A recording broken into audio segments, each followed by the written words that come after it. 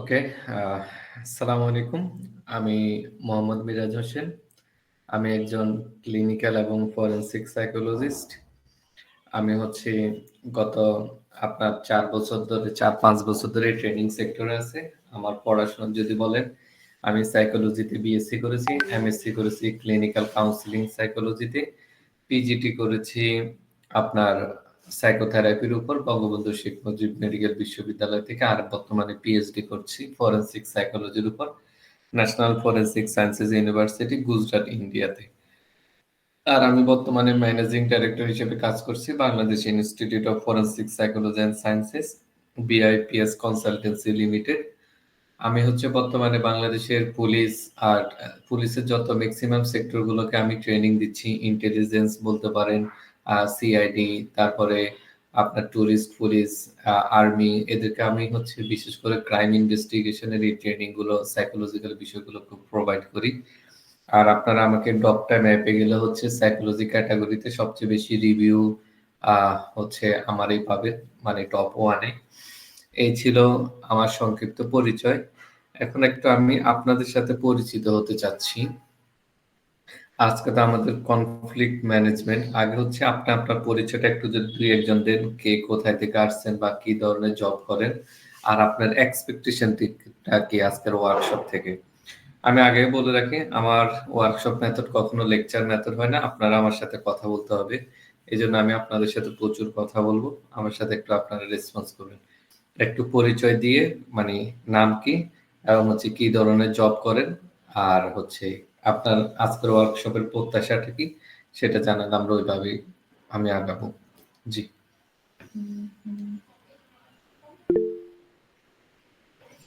হ্যাঁ, মাকসুরা কারিম, আপনি বলুন।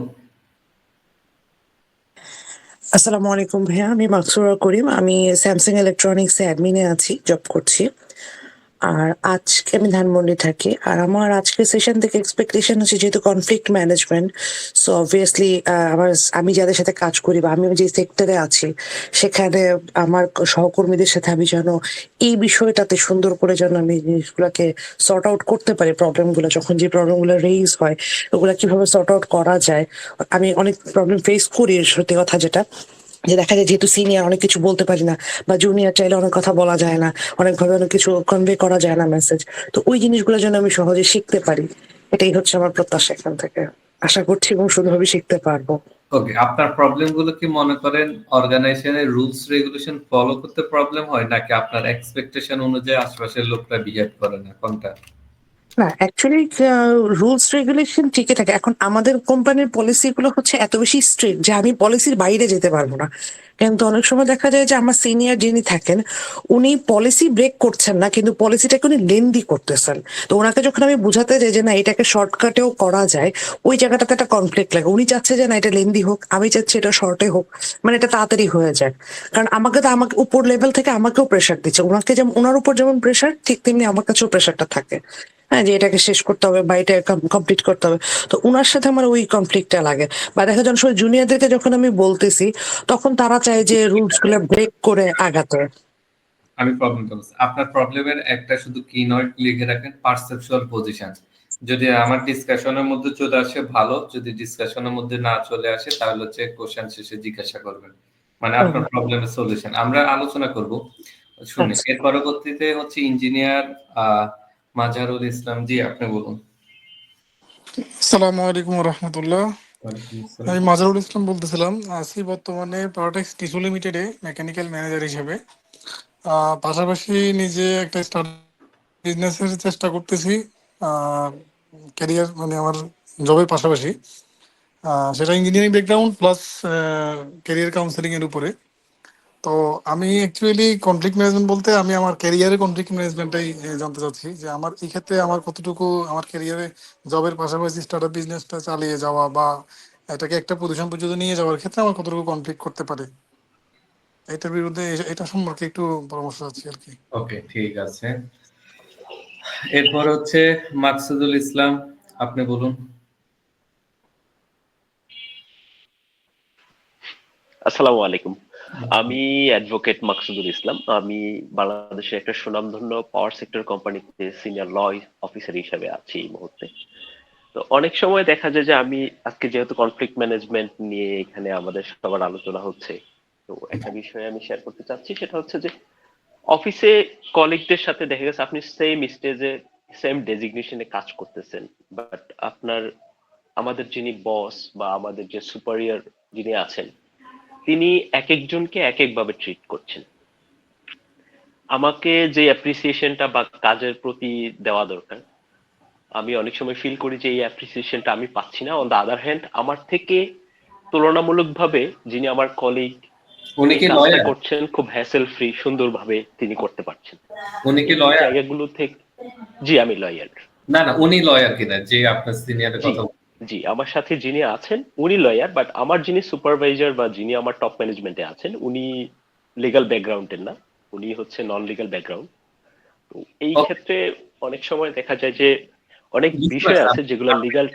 আমরা প্রবলেম নিয়ে ডিসকাস করবো। আমি একটু শুধু আপনাদের মানে এরিয়া গুলো বুঝতে, ওইটা আপনাকে ম্যামকে যে একটা কোশ্চেন পয়েন্ট লিখতে বলছি, পারসেপচুয়াল পজিশন, ওখানের মধ্যে আপনি হচ্ছে প্রবলেমটা বুঝতে পারেন, তখন আমরা আপনার আলোচনা ওই টপিকস এর সাথে যাবে। ওকে। জি ভাই। আর আর কেউ বলবেন আপনাদের কোনো স্পেশাল এক্সপেকটেশন বা এখান থেকে প্রত্যাশা আছে কিনা? আমি লাস্ট আর একজনের থেকে শুনবো, সর্বোচ্চ একজন বা দুইজন। ওকে, কেউ বলতে চাচ্ছেন না, তাহলে আমি গেলাম। সাইফুল ইসলাম, জি বলুন।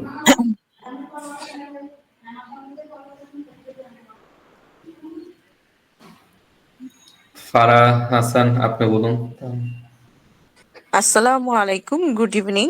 ওয়ালাইকুম আসসালাম, গুড ইভিনিং, জি বলুন। জি, আমি ফারাহ হাসান মৌটুসী, আমি এইচআরে আছি। তো আগে আকিজ গ্রুপে ছিলাম, এখন সেলেস্টিয়ার টেক লিমিটেডে আছি। তো এখানে আমার যে আগে ঢুকেছে সিনিয়র অ্যাসিস্ট্যান্ট ম্যানেজার এইচআর এর, তো সে আমার চেয়ে ছোট, কিন্তু বয়সে আর কি, অভিজ্ঞতা না। তো খুবই ইগো দেখাচ্ছে এই কারণে, কারণ তাকে টার্মিনেট করে দেওয়া হয়েছে, কিন্তু সে আমাকে এটা সে বুঝাচ্ছে না, এটা তো সেলফ রেসপেক্টের জায়গা থেকে সে বুঝাচ্ছে না, কিন্তু আমাকে কোনো কাজ বুঝিয়ে দিচ্ছে না, কাজ মানে দায়িত্বগুলো। হ্যাঁ, মানে তার ইগো এবং চাপার সমন্বয়ে আমি আর কি মানে খুব ইনসিকিউর ফিল করছি, এবং আমাকে সে ডিমোটিভেট করছে বিভিন্ন ভাবে। তবুও আমি কনফ্লিক্ট যাতে না হয় আমি চুপ করে থাকি আর কি। তো মানে যে কোনো সময় মানে আমার রাগ উঠে গেলে আমি জানি না কি হবে আর কি। ঠিক আছে, এটাই এবার আর কি। ম্যাম আপনি হচ্ছে অ্যাঙ্গার ম্যানেজমেন্টের হচ্ছে টেকনিকটা মনে রাখবেন, আমি যদি না বলে থাকি হচ্ছে যেন অ্যাড করে, কারণ বলার তো অনেক কিছু আছে। আপনার এটা হচ্ছে অ্যাঙ্গার ম্যানেজমেন্ট টেকনিকের সাথে যাবে। এবার আসেন আমার সাথে একটু অন্যরা যার আমার একটু পরিচয়টা আর একটু দিয়ে নি। আমার যে প্রতিষ্ঠান আছে Bangladesh institute of forensic psychology and sciences, BIPS consultancy limited, এটা বাংলাদেশের প্রথম forensic base company, private company. আমরা যারা 2020 সাল থেকে কাজ করছি, আমরা হচ্ছে যে আপনার এই সিগনেচার হ্যান্ডরাইটিং যে জাল করে, ফিঙ্গারপ্রিন্ট জাল করে, সেগুলো নিয়ে কাজ করি। Body language analysis, cyber security, digital forensic. এর পরবর্তীতে আমাদের সাইকোলজির অনেক ট্রেনিং আছে, সিবিটি, ডিবিটি, এনএলপি, আপনার ডকুমেন্ট এক্সামিনেশন, অর্থাৎ ethical hacking, soft skill training, এগুলো আমরা প্রোভাইড করি। আর সার্ভিস আমরা সেম রিলেটেড দিয়ে থাকি, যেগুলো বলছিলাম, যে সিগনেচার জাল করা, কাউন্সিলিং বলেন, psychotherapy, disorder identification, employee selection এবং স্ক্রিনিং কিভাবে করবে, আমরা অনেকগুলো টুলস ইউজ করি। এবার আসেন আমরা আমাদের টপিকসে যাই। টপিকসে আমি একটু আলোচনা করি। আপনাদের মত হচ্ছে কনফ্লিক্ট বলতে হচ্ছে আপনারা কি বুঝেন?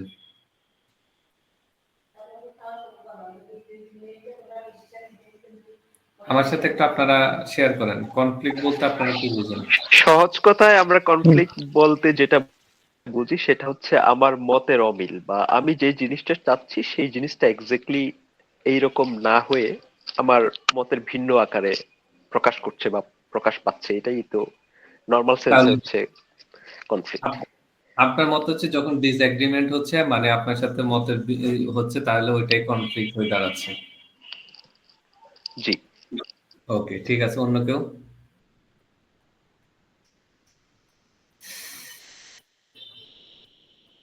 এনিওয়ান?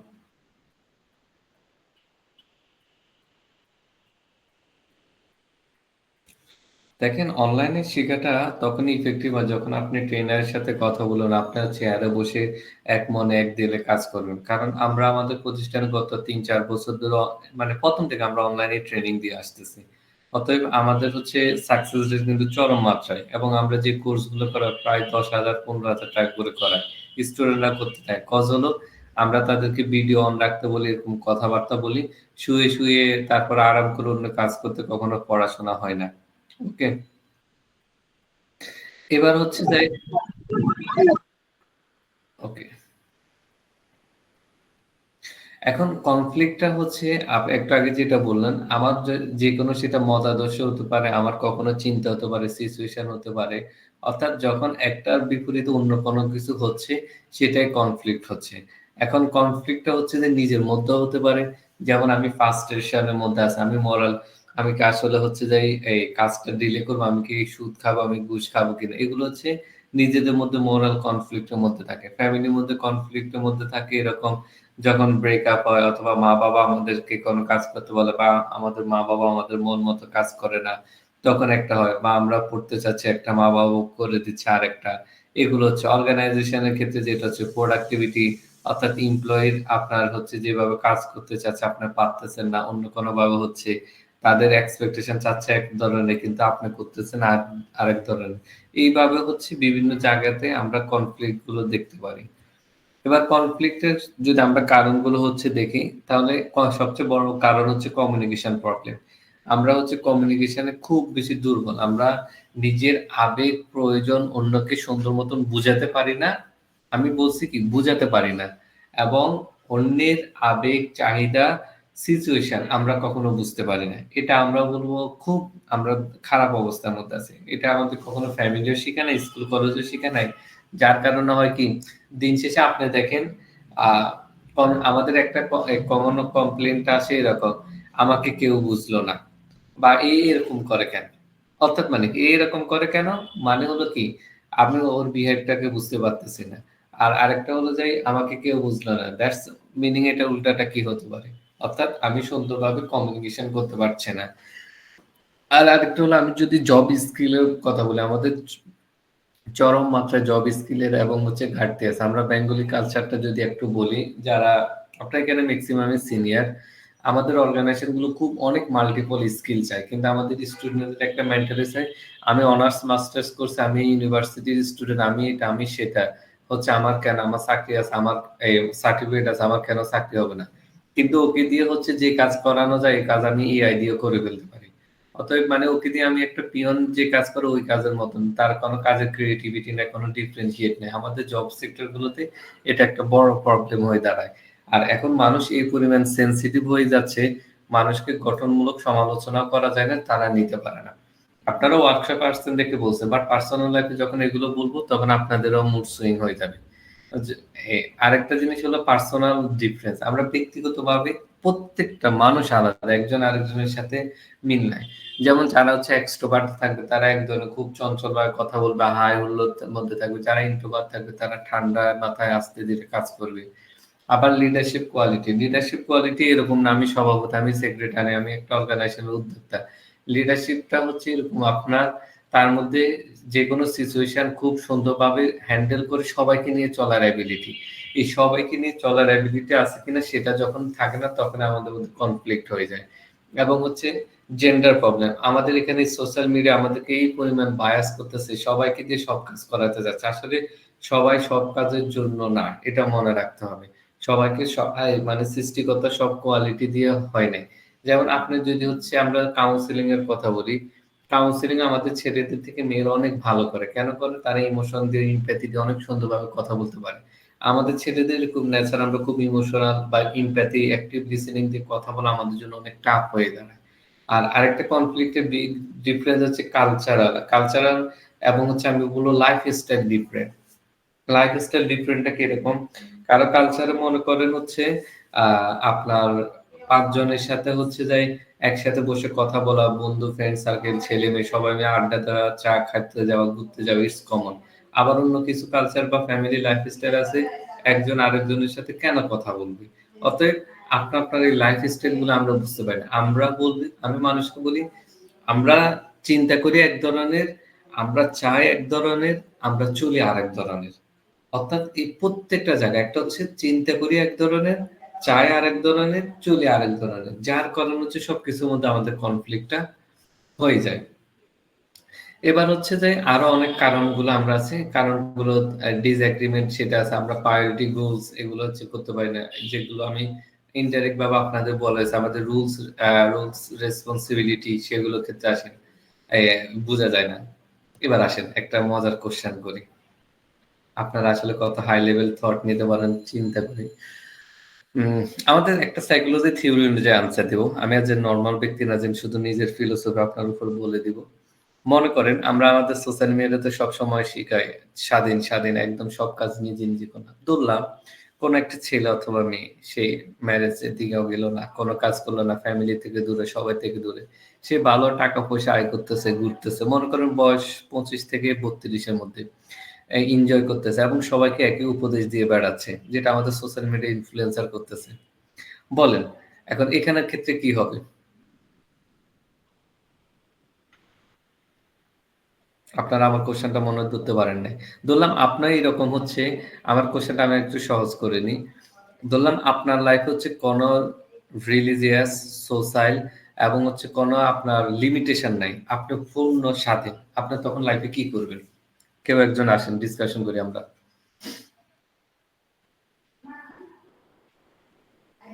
এনিওয়ান? জি, আমি কি কথা বলতে পারি? হ্যাঁ, অবশ্যই। আচ্ছা, যদি আমি বাইরে আছি, সরি ফর দ্যাট, আওয়াজ আসতে পারে। আহ, প্রথমত, যদি আমার লাইফ থেকে সমস্ত ধরনের বাইন্ডিং চলে যায়, জীবিকার বাইন্ডিং, ইনক্লুডিং জীবিকার বাইন্ডিং এবং সব ধরনের বাইন্ডিং, তাহলে আমার যে প্যাশনের কাজটা, সেটা আমাকে টাকা দিক আর না দিক, আমি সেটা করব। সেটা কি? যেমন লেখালেখি। ওকে, এবার আসেন, ধরলাম আপনার কাছে একদম কোনো বাইন্ডিং নাই, আপনি সকাল থেকে হচ্ছে যে একদম লেখা শুরু করছেন, সন্ধ্যা পর্যন্ত লিখতেছেন, এভাবে আপনি 5, 10, 15 বছর লিখতেছেন, কেমন লাগতেছে আপনার?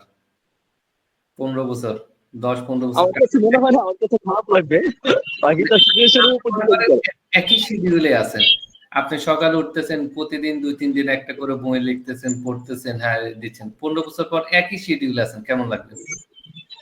না, এটা তো মানে বিরক্ত হয়ে যাবে এক সময় একই শিডিউলে থাকতে থাকতে। আর এখানে রিকগনিশন, এখানে আরো অনেক কিছু ব্যাপার আছে, এগুলো সবার উপরে অনেক কিছু ডিপেন্ড করতে পারে।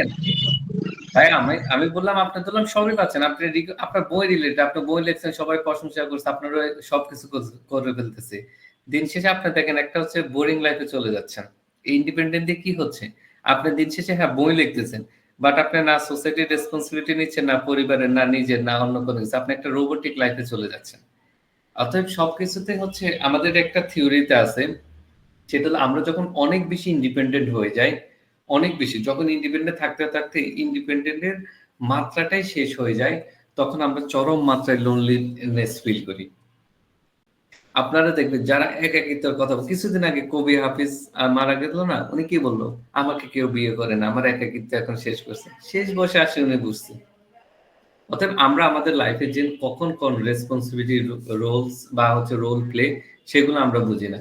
ওই থিওরি অনুযায়ী কথা বলি, ওই থিওরি যে বলা হচ্ছে যে আমরা যখন চরম স্বাধীনভাবে চলি, আপনি দেখবেন ঘুরতেছেন ফিরতেছেন, দিন শেষে মনে হবে আমি যেন কেমন হয়ে গেছে, আমার লাইফের মনে কন্ট্রোল নাই, কোনো কিছু নেই, তখন আপনার একাকিত্ব, লোনলিনেস ফিল হবে। যারা যত ইন্ডিপেন্ডেন্ট তারা তত বেশি লোনলি। এবং এখানে আমি যে কথার জন্য বলছি, এরা রেসপন্সিবিলিটি থেকে পালাতে চায়। আপনি কি মনে করেন ইন্ডিপেন্ডেন্ট ব্যক্তি অনেক বেশি রেসপন্সিবল? কি বলেন? হুম, জি না। প্রশ্নটা আরেকবার কাইন্ডলি যদি করতেন, প্রশ্নটা আরেকবার। আমার কোশ্চেনটা ছিল ইন্ডিপেন্ডেন্ট ব্যক্তি কি আসলে অনেক রেসপন্সিবল? না, ইন্ডিপেন্ডেন্ট ব্যক্তি কারণ আপনার রেসপন্সিবিলিটি, কারণ আপনার মা বাবার সাথে থাকতেছেন, আপনার রিলিজিয়াস রেসপন্সিবিলিটি, আপনি কিছু নর্মস মানতেছেন, আপনার হচ্ছে অন্যান্য রেসপন্সিবিলিটির কারণে আপনার সমাজের রাস্তার রেসপন্সিবিলিটি, এগুলোর জন্য আছে। এখন এই ঘটনা হলো কি, আমি আপনাদের এই থিওরি, এটা তো একদম থিওরি কথা। ওখানের মধ্যে বলা হয় যখন অতিরিক্ত আপনার একদম তার ইন্ডিপেন্ডেন্ট মানে জীবন লিড করা শেষ হয়ে যায়, তখন হয় কি এরপরে স্টেজটা হয় কি সে হচ্ছে কোনো কিছু কন্ট্রোলে চলে যায়, কোনো ফিলোসফি থিওরি অথবা ব্যক্তির কন্ট্রোলে চলে যায়, যার কারণে দেখবেন আমাদের অনেকের একদম গাঁটতেরা চিন্তা, এরা কখনো ইন্ডিপেন্ডেন্ট লাইফের পর এলিমেল হয়। আবার উল্টাটা হয়, যারা অনেক বেশি কন্ট্রোল লাইফে থাকে তাদের এরকম মনের ভিতরে একটা খায়েশ আসে, ইস আমি যদি ইন্ডিপেন্ডেন্ট হতে পারতাম। যখন ইন্ডিপেন্ডেন্ট হতে এরকম একটা সার্কেলের মধ্যে থাকে, অনেক বেশি ইন্ডিপেন্ডেন্ট থাকলে তখন কন্ট্রোল হতে মন চায়, যখন কন্ট্রোলে থাকে তখন ইন্ডিপেন্ডেন্ট হয়ে যায়। অর্থাৎ প্রত্যেকটা আলাদা আলাদা একটা সাইকেল আছে। বাট আমার এখানে মূল কথাটা হলো রেসপন্সিবিলিটি। আমাদের এই সোশ্যাল মিডিয়া আমাদেরকে এই পরিমাণ সোশ্যাল ইন্ডিপেন্ডেন্টের কথা বলতেছে, ইটস গুড, বাট প্রবলেম হচ্ছে আমাদের রেসপন্সিবিলিটির কথা বলতেছে না। এবার আসেন আরেকটা নেই, আমি আগে বলে রাখি অ্যাজ আমি সাইকোলজিস্ট, আমি সময় থাকলে আমি অনেক প্রত্যেকটা কথা কেসে দিলে আপনারা বুঝতে পারবেন। যেমন আমাদের ম্যারেজ মিডিয়া গুলো বলেন, সবখানে বলেন একটা কমন কথা থাকে হচ্ছে আমি কেয়ারিং পারসন চাই। ওকে, আমি যদি বলি আমি কেয়ারিং পারসন চাই, তাহলে সে আমাকে কেয়ার করবে। এখন আমি যে তো কেয়ার পাচ্ছি, বাট তার জন্য এটা কি রেসপন্সিবিলিটি নাকি রেসপন্সিবিলিটি না?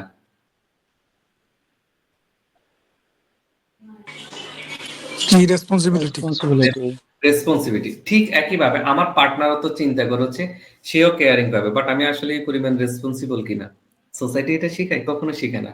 যেমন আমি দেখলাম আমার খুব ঠান্ডা ঠান্ডা লাগছে, আমার আম্মু, আমার মনে থাকে না ওষুধ খাওয়ার কথা, উনি খাবার শেষে হচ্ছে যায় আমার হচ্ছে খাবার দাবার সব সামনে নিয়ে আসে, ওষুধ নিয়ে আসে। She is too much caring person, কিন্তু আমার জন্য কেয়ারিং, কিন্তু উনি ওনার রেসপন্সিবিলিটি পালন করতেছে। এবার আসেন সোসাইটিতে আমরা সবাই হচ্ছে আহ চাই হচ্ছে আপনার ইন্ডিপেন্ডেন্টটা চাই, কিন্তু হচ্ছে কেয়ারিং চাই, কিন্তু আমি কেয়ারিং দেওয়ার যোগ্যতা রাখি কিনা, মানে আমার মধ্যে রেসপন্সিবিলিটি নেওয়ার যোগ্যতা আছে কিনা, সোসাইটি আমাকে সোশ্যাল মিডিয়া এগুলো শিখায় কিনা। সবাই বলে আমার ওই নিয়ে কোনো ঝামেলা নেই, ফোন, বাট আপনি রেসপন্সিবল হওয়ার চেষ্টা করুন। এই জায়গাটাই হয় না, তখন হয়তো আমরা থিঙ্কিং এরও থাকে, আমরা অন্যকে ব্লেমিং দেওয়া শুরু করি, নিজের ঘাটতিগুলো তার জন্য এরকম করছে এরকম করছে, এই জাতীয় বিষয়গুলো হয়ে থাকে। জি, কারিম, মাকসুরা বলুন। হ্যাঁ, আমার একটা কথা ছিল, সেটা হচ্ছে যে আপনি যেটা বললেন আপনার কথার সাথে আমি পুরোপুরি একমত হচ্ছি। বাট আমি আমার পার্সোনাল লাইফ থেকে যদি আমি বলি, সেটা আমি বলবো যে একটা মানুষকে খুব বেশি লিমিটেশনে রাখাটাও কিন্তু আমি মনে করি যে মানে এটা সে রেসপন্সিবল, সে হয়তো বা তার রেসপন্সিবিলিটি পালন করতেছে, তার ফ্যামিলির প্রতি সে রেসপন্সিবল, সে সবই করতেছে, কিন্তু তারপরও যদি সোশ্যাল ভাবে যদি তাকে একটা মানে আটকায় রাখা হয়, ওইটা কি তার জন্য খুব বেশি ভালো কিছু হবে? তার ফ্যামিলি তাকে আটকায় রাখলো, বা ফ্যামিলি তোমার চিন্তা করতেছে আল্লাহ সমাজ কি বলবে, বা সমাজের কথা চিন্তা করে সে তাকে একটা রেস্ট্রিকশন দিয়ে দিচ্ছে। ফ্যামিলি কেয়ারের থেকে বেশি দেখা যাচ্ছে মানে ফ্যামিলি যখন, যেমন আপনি বললেন যে আপনি অসুস্থ, আপনার মা আপনার কেয়ার করতেছে, সেটা ঠিক আছে, কিন্তু আপনার মানে তার এটাও তার রেসপন্সিবিলিটি প্লাস হচ্ছে তার কেয়ার, দুইটাই সে শো করতেছে। কিন্তু যদি এটা এমন হয়ে যায় যে না শুধু এক কেন্দ্রিক, যে না সোশ্যাল জিনিসটা চিন্তা করে, যে না সমাজের কথা চিন্তা করে আমি এই জিনিসটা বাইন্ডিংস দিচ্ছি আমার সন্তানকে বা আমার ফ্যামিলি মেম্বারকে, আমার ওয়াইফকে, হ্যাঁ, বা আমি আমার মেয়েকে, এভাবে করে যদি আমি জিনিসটা দিই, সেটা কি খুব বেশি ভালো কিছু হবে? আপনার কি মনে হয় সে কি তখন তার রেসপন্সিবিলিটিটা ফুলফিল করতে পারবে প্রপার ভাবে? ওকে, আপনার কোশ্চেনে আসলে আমি তো থিওরিটা পড়াচ্ছি না, আমি ওই থিওরির কনসেপ্টটা বলছি। ওই থিওরির মধ্যে বলা আছে, এরিক ফ্রমের থিওরি মূলত, ওখানের মধ্যে বলা আছে মানুষ যখন অনেক ইন্ডিপেন্ডেন্ট পায়, ইন্ডিপেন্ডেন্ট থাকে, তখন সে অনেক প্রোডাক্টিভ হয়। যখন সে কন্ট্রোল আবার সিচুয়েশনে থাকে, তার প্রোডাক্টিভিটি অনেক লেস হয়। আপনার কোশ্চেন এই কন্ট্রোল পরিবেশে থাকার কারণে আপনার প্রোডাক্টিভিটি আবার লেস হবে। অতএব আপনার কোশ্চেন অ্যান্সার ওই থিওরির মধ্যেও আছে। বুঝতে পারছেন? আপনি যেটা বলছেন অ্যান্সার এখানে। অর্থাৎ আপনাকে ইন্ডিপেন্ডেন্ট সিচুয়েশন দিবে, আমি অনেক প্রোডাক্টিভ হতে পারবেন, কিন্তু যত বেশি কন্ট্রোলে রাখবে আপনি তত বেশি প্রোডাক্টিভ হতে পারবেন না। এখন সবকিছু এটাকে বলে অ্যাকসেপ্টেন্স। অ্যাকসেপ্টেন্স মানে কি, আপনি যে কোনো কিছুর ভালো খারাপ দুইটাই মেনে নিতে হবে। ভালো খারাপ মেনে নেওয়া মানে কি, সাপোজ মনে করেন আমি যদি জয়া হাসান অথবা দুল্লাম পূর্ণিমাকে বিয়ে করলাম, তাহলে আমাকে এটাও মেনে নিতে হবে তাকে যে কেউ জড়ায় ধরে কখনো একটা ওপেন প্লেসে camera on camera off camera একটা কিস করা বা হাক করা ইটস এ কমন ম্যাটার তার জন্য। আমার কথা বুঝতে পারছেন? আমি যে হ্যাঁ এত সুন্দর সুন্দর সবকিছু, এখন ঘটনা হচ্ছে কি আমাদের অ্যাকসেপ্টেন্স লেভেলটা আমাদের নাই। আমরা সবসময় ভালোটা নিই, নেগেটিভটা নিতে রেডি না। যে কোনো কাজের একটা ভালো পজিটিভ আছে, নেগেটিভ আছে, আপনি ভালো পজিটিভ দুইটাই নেওয়ার জন্য রেডি থাকবেন। যেমন আমি এখন ম্যারেজের উদাহরণ দিলাম, ধরলাম আমি যদি হচ্ছে যে পূর্ণিমা বলেন অথবা জয় হাসান বলেন এদের কাউকে বা আমাদের পরিমণি এই ক্যাটাগরির কাউকে গর্জিয়াস আমি তো অনেক সম্মান বা অনেক কিছু, কিন্তু এই যেটা আমরা রিজিড মাইন্ডসেট বেঙ্গলি যে আমাদের গার্লফ্রেন্ড বা হাজবেন্ড ওয়াইফ নিয়ে আপনি ওই মাইন্ডসেট পাবেন না। আবার আপনি যদি ধরলাম আপনার হাজবেন্ড হচ্ছে আরফিন নিশো অথবা এরকম নায়িকাদের সাথে কি পরিমাণ নাচানাচি সারাক্ষণ করছে, আপনাকে এটা মেনে নিতে হবে। It's a call acceptance. অতএব আমাদের এই অ্যাকসেপ্টেন্স লাগে না, আমরা নেগেটিভটা কখনো নিতে পারি না, আমরা শুধু পজিটিভ পজিটিভ চাই। একটা আপনার অর্গানাইজেশনে কাজ করবেন, আপনার অর্গানাইজেশনে হাই পজিশনে স্যালারি যেরকম পাবেন, প্রেশার আসবে, দমক শোনাটাও আসবে। যেমন যারা এইচআর আছেন, এই পদটা হচ্ছে আপনার বসের গালি শুনবেন অলওয়েজ, আর এমপ্লয়ীদের হচ্ছে কমপ্লেন অলওয়েজ শুনবেন, মানে মধ্যখানে আপনার কারো না। It's a acceptance reality. অতএব এই আমাদের এই টেকনিক গুলো আপনার কনফ্লিক্টে যাওয়ার আগে বিষয়টা হচ্ছে আপনি বিষয়টাকে অ্যাকসেপ্ট করতেছেন কিনা। ওকে, এবার আসেন আমরা অনেক কারণে কনফ্লিক্ট হয়। টাইপ এ, টাইপ বি পার্সোনালিটি। টাইপ এ পার্সোনালিটিটা আমরা যদি বলতে পারি খুব চঞ্চল প্রকৃতির, আমরা এক্সট্রোভার্ট যাদেরকে বলে অনেক হচ্ছে যে মানে হইচই নিয়ে কাজ করে। আর টাইপ বি যদি তোর পার্সোনালিটি ধরি তাহলে হচ্ছে যে মনে করেন আহ আমি টাইপ এটা বলি, তারা হচ্ছে যে যখন কাজকর্ম থাকে না তাদের কাছে অশান্তি লাগে, মানে তারা হচ্ছে সবকিছু কম্পিটিশন পছন্দ করে, একটু শো আপটাও তাদের কাছে খুব বেশি ভালো লাগে। আর কিন্তু যে টাইপ যদি বলি ঠান্ডা আরামে চিল মুডে আস্তে ধীরে কাজ করবে, সুন্দর মতন ঠান্ডা মাথা করবে, এত হইচইর কি আছে। এই যখন এই পার্সোনালিটি ক্যারেক্টার আছে এইগুলো আমাকে মেনে নিতে হবে। আমাকে দেখেন টাইপে টাইপ বি পার্সোনালিটি থাকা প্রবলেম না, টাইপে যাদের প্রবলেম এই পার্সোনালিটি সে হচ্ছে বিনয় কিনা এটা জরুরি। আর টাইপ বি যার পার্সোনালিটি যে ইন্ট্রোভার্ট তার কমিউনিকেশন স্কিল ভালো আছে কিনা সেটা দেখা জরুরি। টাইপে টাইপ বি কোনোটাই ভালো খারাপ বলে কোনো নয়, সবই গুড। এবার অ্যাগ্রেসিভ পিপল আমাদের, আমি বলবো আমাদের 14 গোষ্ঠীর মা বাবার মধ্যে এরকম অনেকে আছে যারা হচ্ছে যে এরকম আছে, আমি বলছি তো বলছি এটা করতেই হবে, তুমি বেশি বুঝাও। তোমাকে আমাদের মা বাবা আমাদেরকে এভাবে প্যারেন্টিং করে ম্যাক্সিমাম ক্ষেত্রে তো তুলছেন, বা আমাদের গভর্নমেন্ট সেক্টরে যা বুঝছেন তাই করবেন, ওনার পয়েন্ট থেকে বিন্দু মাত্র কেউ সরবে না। অতএব এটা হচ্ছে অ্যাগ্রেসিভ পিপল। আপনাদের জবের ক্ষেত্রে দেখবেন মানে এর মাথায় যা ঢুকছে তাই, গোবর থাকলে গোবরে মনে করেন স্বর্ণ। এবার আসেন সাবমিসিভ পিপল, এরা হচ্ছে একদম মানে আহ, আমি যদি লোকাল ল্যাঙ্গুয়েজ ইউজ করি মন মরা, বা আমরা আমি এগুলো ইউজ করবো কিনা, মনে করো আমরা জুরা মুরগি বলি, অর্থাৎ এদের কাজ করতে ভালো লাগে না, আস্তে কথা বলে, মনে গায়ে শক্তি নাই, এখনই পড়ে যাচ্ছে, এবং হচ্ছে মানে এটা মনে হয় আমার পড়লা আমার দ্বারা হবে না, আমি পারবো না, হায় আমার জীবন শেষ, মানে এই ধরনের একটা মরা ব্যক্তিত্ব, জীবিতের মধ্যে মরা আপনি দেখবেন। আর কমিউনিকেশন স্কিলের মধ্যে অ্যাসার্টিভ কমিউনিকেশন বলে একটা কথা আছে, যখন আপনাদের কমিউনিকেশন ট্রেনিং হয় তখন এটা শিখবেন। অ্যাসার্টিভ কমিউনিকেশন হলো এরা নিজের প্রয়োজন আবেগগুলো হচ্ছে অন্যের কাছে প্রকাশ করতে পারে, এবং হলো প্রয়োজনে যখন না বলা দরকার নাও বলতে পারে, এবং হলো বিকল্প যে হচ্ছে আপনার অল্টারনেটিভটাও দিয়ে নিতে পারে। আমরা একটা এটা সলিউশনের মধ্যে যাই, যেমন হচ্ছে আমরা বডি ল্যাঙ্গুয়েজটা বারবার দিই, এটা কনফিডেন্ট থাকে, সুন্দর মতন কথা বলে, এবং হচ্ছে উপায়গুলো বলে। আমরা একটা প্র্যাকটিস করি, আসেন।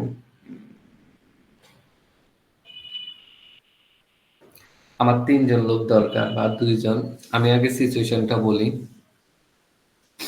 আপনার অফিসে 6টা বাজে ছুটি, ওই দিনেই আপনার ফ্যামিলির সাথে আপনার একটা বিয়ের অথবা বার্থডে ফাংশন আছে 7টা-8টা বাজে, আপনি খুব হারিয়ে আপনি সেখানে যাওয়ার জন্য, এবং এটা আপনার জন্য যাওয়া খুব গুরুত্বপূর্ণ।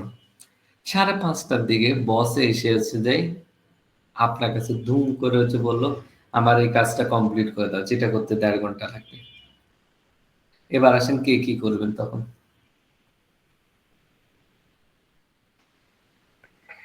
এই ক্ষেত্রে যদি আমি বলি যে অনেক সময় বস দেখা গেছে যে টাইমের কিছুক্ষণ আগে অফিস থেকে বের হব তার 15-20 বা 20 মিনিট আগে উনি এমন একটা কাজ ধরায় দিবেন যে 1 ঘন্টা 2 ঘন্টার মতো লাগবে। এখন করবেনটা কি সেটা বলেন, আমি সলিউশন আছি। And ওনাকে বুঝাই বলবো যে স্যার আমার হচ্ছে একটা ফ্যামিলি এনগেজমেন্ট আছে, যেই মুহূর্তে আমার ওখানে এখন ফ্যামিলির স্যারের সাথে কথা হচ্ছে থাকাটাও আমার আবার হচ্ছে কালকে 9টা বাজে হচ্ছে আমার এমপ্লয় আমার এটা রাত্রের মধ্যে জমা দিতে হবে, এবং হচ্ছে আমার নয়তো বিজনেস ডিলে, কারণ বসরা এত শুনে না, কাজ করতে হবে করতে হবে, আমার ক্লায়েন্ট জি। আসছে আমার ওদের কাছে জমা দিতে হবে, তখন কি করবেন? তখন আমার ওই যে চাকরির প্রায়োরিটি দিয়ে আমার ফ্যামিলিকে কনভিন্স করে ম্যানেজ করে বলতে হবে যে ঠিক আছে তোমরা এইবারের মতো এই কাজটা তোমরা সেরে নাও, আমি আসতে পারছি না। আমার বসের কথা শুনতে হবে, কারণ যেহেতু আমি চাকরি করছি। ঠিক আছে, ওকে। এবার অন্য আরেকজন বলেন কি করবেন এই সিচুয়েশনে। আমি অফিস থেকে বের হয়ে চলে আসবো, আসার পর রাত্রে করে দিব ওকে, যদি ওই ধরনের কাজ হয়। ঠিক আছে। এরপরে আর কেউ? আহ আমার ক্ষেত্রে যদি এটা এমন কোনো কাজ হয় যে 0.5 ঘন্টার সময় আছে, আমি আমার টিম মেম্বারকে কাজটা বুঝিয়ে দিলাম যে আমি কাজটা এইভাবে, তার সাপোর্ট নিয়ে তার সাথে কনভিন্স করে তাকে আমি কাজটা বুঝিয়ে দিলাম, সে বাকি কাজটা কমপ্লিট করে দিবে অন টাইমে, এবং আমি আমি আমার ফ্যামিলি প্রোগ্রামে অ্যাটেন্ড করলাম তাহলে, এবং আমার বসকেও জানিয়ে দিলাম যে কাজটা শেষ করে আমার টিম মেম্বারই তাকে প্রোভাইড করবে, সম্মতি নিয়ে যে আমার ফ্যামিলি প্রোগ্রাম আছে কিন্তু কাজটা সে পেয়ে যাবে, আমি সাপোর্ট দিয়ে যাচ্ছি, গাইড করে যাচ্ছি, সেভাবে আমি প্রবলেমটা সলভ করব। ওকে, এবার আসি এখানে। আহ হচ্ছে কমিউনিকেশনে 3 ধরনের আছে। একটা হলো অ্যাগ্রেসিভ কমিউনিকেশন, যারা খুব অ্যাগ্রেসিভ পার্সন হয় তারা দুম করে চেতে যাবেন। আর আপনার সময় মাথা খারাপ হচ্ছে বা কলিগ কেউ দিল, এই যে এটা কি ধরনের দিচ্ছেন, এখন আমার হচ্ছে ঘরে ফাংশন আছে যে আমি এটা কোন ধরনের কথা হলো, আপনি সবসময় এই কাজ করেন, অ্যাগ্রেসিভ রিয়াকশন। আরেকটা হলো যে প্যাসিভ, হচ্ছে যে আপনার হুম, যারা কমিউনিকেশন করে তারা হচ্ছে জি স্যার আমি কাজটা করে দিচ্ছি, তারা কখনো না বলতে পারে না, মনে মনে কষ্ট পাচ্ছে, তার প্রয়োজনে কথা বলতে পারছে না, দুটোটাই রং। আমরা এখানে অ্যাসার্টিভ কমিউনিকেশন বলি। অ্যাসার্টিভ কমিউনিকেশন হচ্ছে এখানে আপনি তার প্রয়োজনটা উপলব্ধি করবেন, নিজের আবেগ প্রয়োজনের কথা বলবেন, কৌশলে না বলবেন, বিকল্পটাও দেবেন। যেমন স্যার আমি বুঝতে পারছি আজকের ফাইলটা অনেক বেশি ইম্পর্টেন্ট, হচ্ছে আমাদের টিম হচ্ছে নেক্সট মিটিং আমাদের এটা সকালেই জমা দিতে হবে। তাহলে মানে কি আপনি ফার্স্টে তাকে রিকগনিশন করছেন। এই রিকগনিশন এখনকার সমাজে সবচেয়ে বেশি জরুরি, যেটা আমরা পারি না। আমরা অপর ব্যক্তির সমস্যা বুঝতে পারি না, তাকে রিকগনাইজ করতে পারি না। রিকগনাইজ করলেন, এবার বললেন স্যার আমার তো একটু বাসায় কমিটমেন্টও আছে, সবাই অপেক্ষা করছে, আমার একটু কাজিন বা ফ্যামিলির হচ্ছে মিটিং, আমি ওখানে খুব গুরুত্বপূর্ণ একটা রোল পালন করছি। স্যার আমি কি হচ্ছে যে এটা করতে পারি, এখন কিছু কাজ করে দিয়েছে, বাকি কাজ রাত্রে করলাম, অথবা সকালে আমি তাড়াতাড়ি কালকে এসে করে দিলাম, অথবা আমি কিছু করে বাকি কাজ ধরলাম, রফিক অন্যকে দিলাম। অর্থাৎ আমি নাও বললাম, না বলে তাকে সলিউশনটাও দিয়ে দিলাম, অল্টারনেটিভটা। অর্থাৎ এটাকে অ্যাসার্টিভ কমিউনিকেশন বলে। এই আমাদের লাইফে হচ্ছে অ্যাসার্টিভ কমিউনিকেশন শিখতে হবে। আর সবসময় দেখেন আপনারা অ্যাসার্টিভ কমিউনিকেশন করলে যে 100% প্রবলেম সলভ হবে এমনটা আমার কাছে কাটতে না, তোমার করতে হবে নাইলে যাও। তখন আপনার মনে মনে আপনি কষ্ট পাওয়াচ্ছে, যখন প্রকাশ করে বলবেন আপনার থেকে অনেক রিল্যাক্স লাগবে। আমার কনসেপ্টটা বুঝতে পারছেন?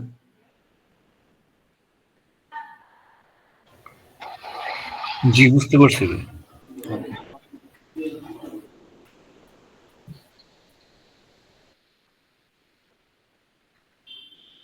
ওকে, জি, বুঝতে পারছি। ঠিক আছে।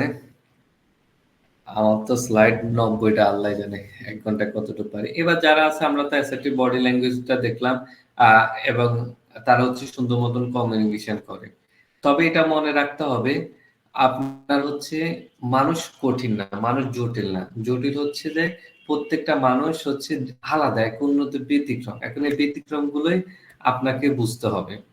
আমরা এটা হচ্ছে কখনো নিজের মধ্যে কনফ্লিক্ট হবে, আমি এটা ভালো করছি নাকি খারাপ করছি, এটা উচিত হচ্ছে নাকি অনুচিত, এটা বন্ধু বান্ধব দুইজনের মধ্যে হতে পারে, টিমের মধ্যে হতে পারে, অর্গানাইজেশনের মধ্যে হতে পারে। অতএব আমরা এই জায়গাগুলোকে হচ্ছে দেখলাম, সেখানের মধ্যে আমাদের এইমস লাইফ গোল নিয়ে হতে পারে, আমাদের আইডিয়া নিতে হতে পারে, আমাদের অ্যাটিটিউড নিয়ে, এই তুই এই পোশাক পরতেছিস কেন, এরকম করতেছিস কেন, এইভাবে কথা বলস কেন, এটা অ্যাটিটিউড।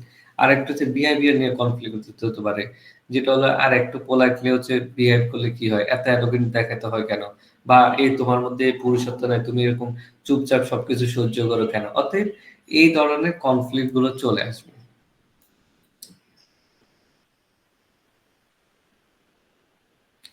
আপনার যদি খুব অ্যাগ্রেসিভ হয়ে থাকেন, প্যাসিভও হয়ে থাকেন, তাহলে আপনার এই কনফ্লিক্ট লাইফ আসবে। আপনার যদি অ্যাবসেন্ট মাইন্ডেড থাকে তাও হবে। আপনার চরম যদি ভুল করার প্রবণতা থাকে তাও আসবে। আপনার যদি নেগেটিভ অ্যাটিটিউড থাকে এমন হবে। আপনি যদি খুব আড্ডাবাজ হয়ে থাকেন কনফ্লিক্ট আসবে। আপনি কোনো কিছু না করলেও কনফ্লিক্ট আসবে। অতএব এই জায়গাগুলোকে আপনাকে দেখতে হবে।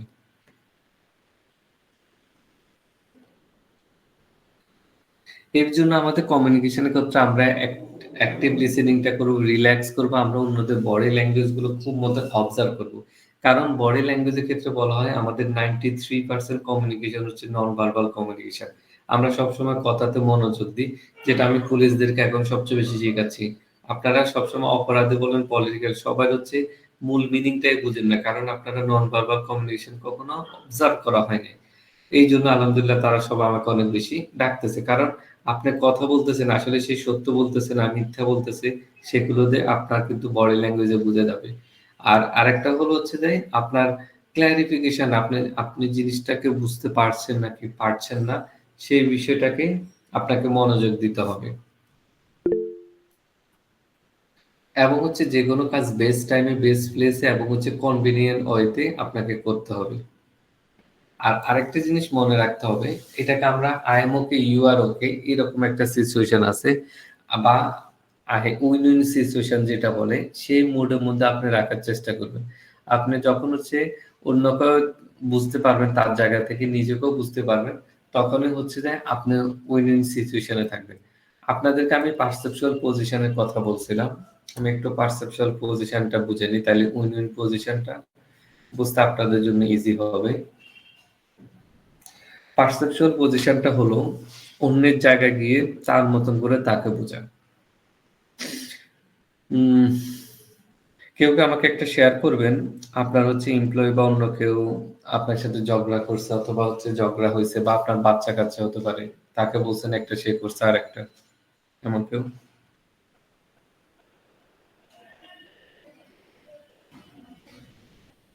এনিওয়ান?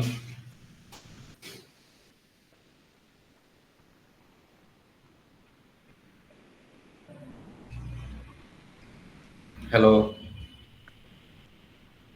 ভাইয়া আমার ক্ষেত্রে এরকম একবার হয়েছে যে আমি আমার মানে আমার এমপ্লয়ি বলবো না ঠিক, মানে আমার যে কলিগ ছিলেন যিনি, ওনাকে আমি বলছিলাম, মানে আমি হচ্ছে ড্রাইভার ম্যানেজমেন্ট করে, তো তা আমি ওনাকে বলছিলাম যে ড্রাইভারকে যেন উনি ফোন দিয়ে বলে দেয় যে মানে টাইমটা একটু পিছানোর জন্য আর কি, পিছানো উনি তো আগেই চলে আসে, তো আমি বলছিলাম যে টাইমটা একটু পিছায় নেওয়ার জন্য। তো ওনাকে বলছি মানে বলার জন্য, উনি আবার এটা গিয়ে করছে কি আমার সিনিয়রকে যে বলে দিচ্ছে যে আমাকে এরকম করে বলা হয়েছে। এখন এটা তো ওনারই দায়িত্ব ছিল, কারণ যেহেতু উনি সবার আগে এটা উনি অপারেট করেন বা উনি সবার আগে উঠেন গাড়িতে। তো ওনাকে বলতে বলছি একভাবে, উনি মেসেজটা কনভে করছেন অন্য ওয়েতে। তো পরবর্তীতে দেখা গেছে গিলটি আমাকেই হতে হয়েছে। ঠিক তো আছে, ওইটা আমি ম্যানেজ হয়ে গেছে। আমি ঠিক আছে, বাট আপনাকে আমি সিচুয়েশনটা অ্যানালাইসিস করি।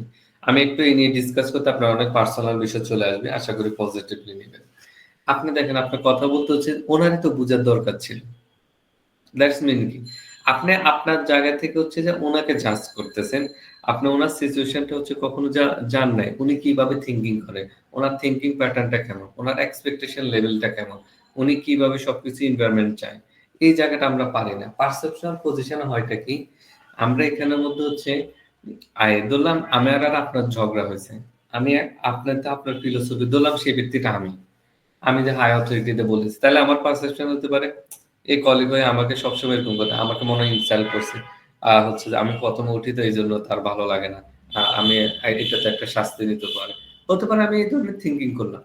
এবার আশপাশের লোক যারা আছে, যারা এখন ক্লাস আছে, তারা দুজন তো বুঝতে পারতেছে আমাদের দুজনের কথাবার্তার স্টাইল কেমন, তারা আবার নিরপেক্ষভাবে একটা সিচুয়েশন বুঝতে পারতেছে।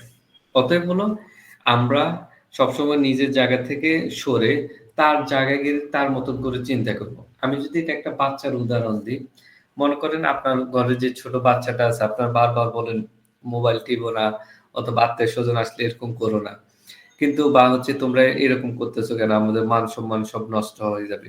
এবার আসেন ৫-৬ বছরের একটা বাচ্চা, তার কগনিশন থিঙ্কিং প্রসেস এখনো ডেভেলপ হয়নি। চিন্তা করেন, তার কাছে দুনিয়াতে রেসপন্সিবিলিটি বলতে কোনো কিছু নেই। দুনিয়া হচ্ছে আনন্দের জায়গা, মজার জায়গা, লাফালাফি করার জায়গা। আপনি একটু তার জায়গায় বসেন।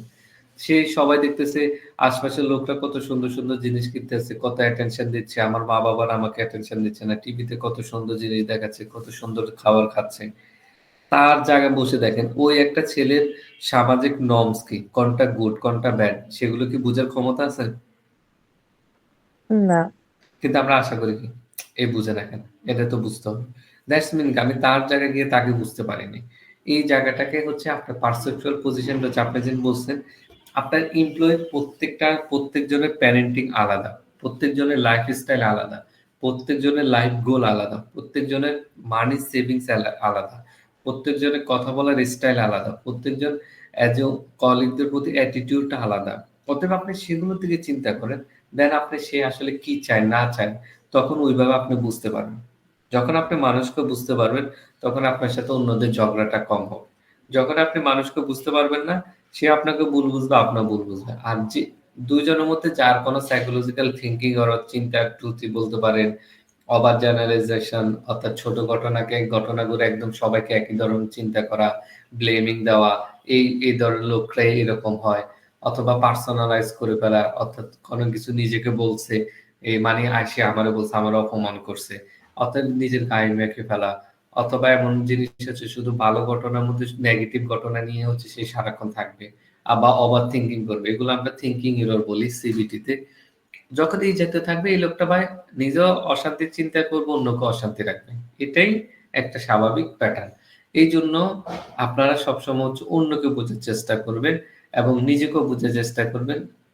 কমিউনিকেশনের মিনিং হচ্ছে আমি কি বলছি সেটা না, অন্যজন কি মিনিং বুঝতেছে, দ্যাট ইজ কমিউনিকেশন। আমি যদি হোটেলে গিয়ে কাউকে বলি হচ্ছে যাই পানি দে, সে যদি হচ্ছে যাই আপনার ধরলাম পানি না নিয়ে আনে হচ্ছে বোতল নিয়ে আসছে, এখন এটা তার ফর না। আমি তাকে এমন ভাবে বলছি সে ওই জায়গার স্ট্যান্ডার্ড সবাই পানি চাইলে হচ্ছে বোতল যায়, বাট আমার মনে মনে হচ্ছে পানি চাইছে মানে কি নর্মাল গ্লাসে পানি নিয়ে আসবে, সে কেন এত দামি বোতল নিয়ে আসলো। অতএব এই জায়গাগুলোতে আমাদের কাজ করতে হবে। জি, মাথার ব্যাপার।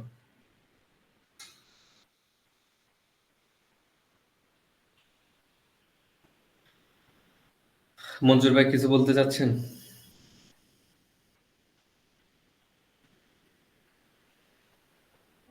ভুলে হ্যান্ড রেজ হয়েছে ভাইয়া, প্লিজ।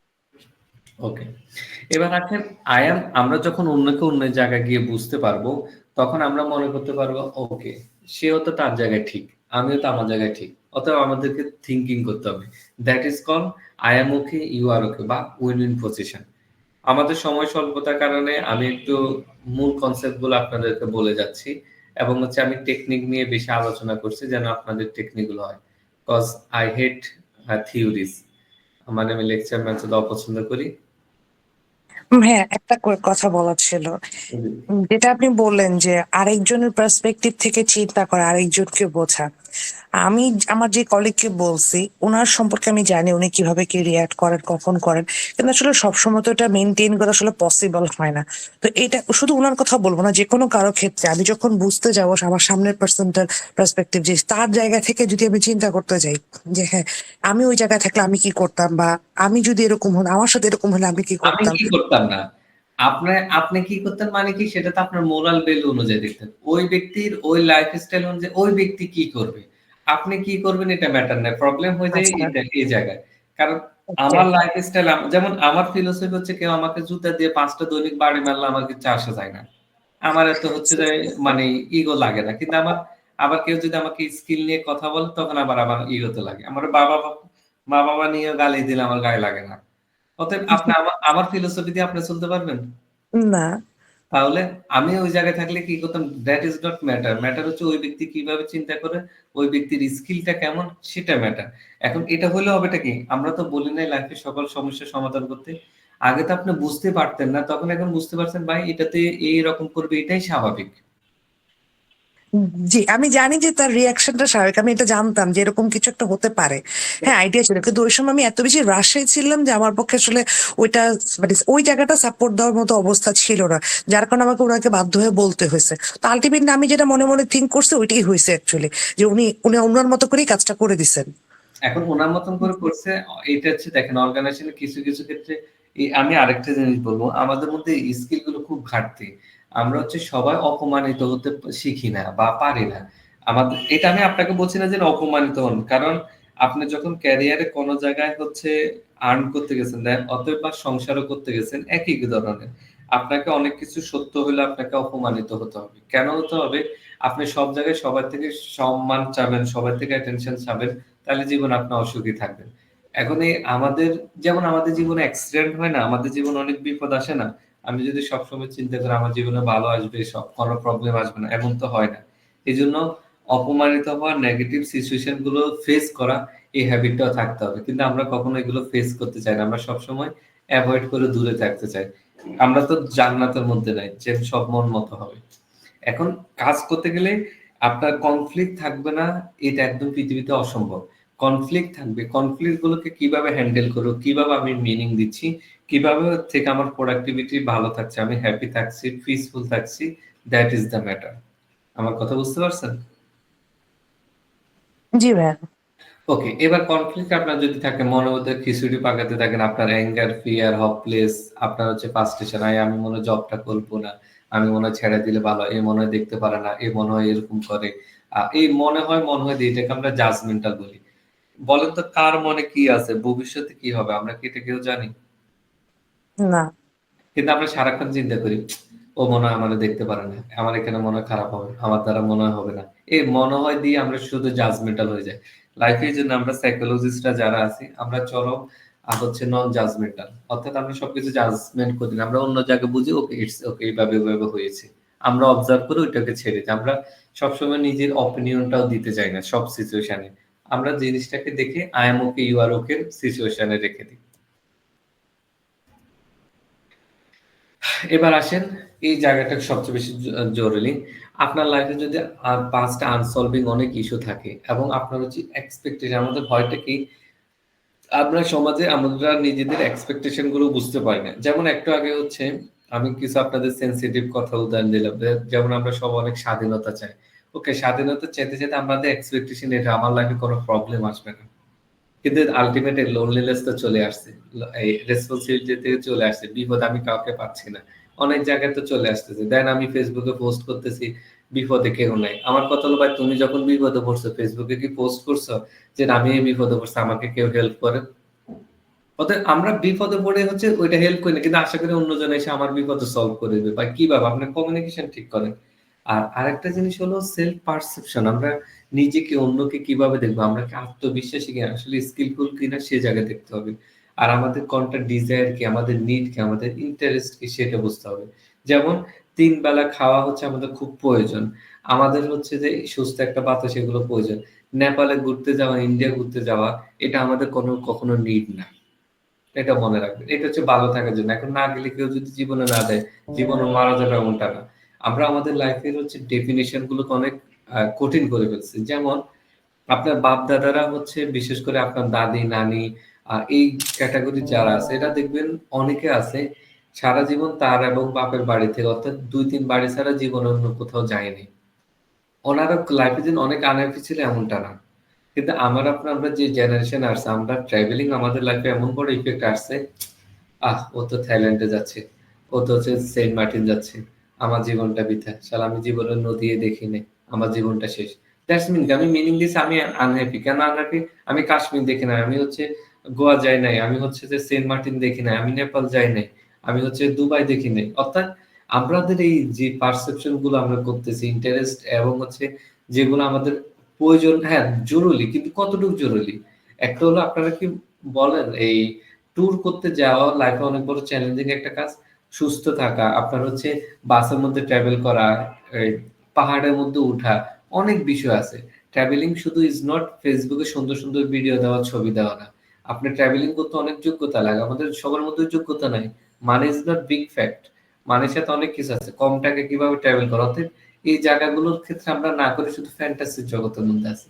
আর আমাদের পার্সোনালিটি গুলো হচ্ছে এরকম, আমরা একেকবার একেক রকম হচ্ছে। আমাদের কোনো স্ট্রং পার্সোনালিটি আমাদের ডেভেলপ হচ্ছে না। এবং এই যে যার কারণে একেকটা ইস্যু তৈরি হচ্ছে, আমরা কনফ্লিক্ট এর মধ্যে তৈরি হচ্ছি। আমরা আমাদের রিলিজিয়াস গ্রুপ গুলো বলতে পারেন, আমাদের পলিটিক্যাল গ্রুপ, একেক দিন বাংলাদেশে একেকটা ইস্যু তৈরি হয় এবং সবাই ওই ইস্যুর পিছনে থাকে, কনফ্লিক্ট এর মধ্যে থাকে। সে জানে না আমার মোরাল ভ্যালু কি, আমার কি রাইট কি রং কি।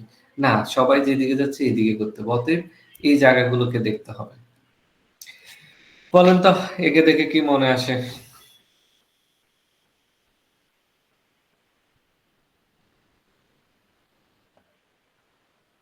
অলস। এ কি? প্রাণীটার নাম কি? গাধা।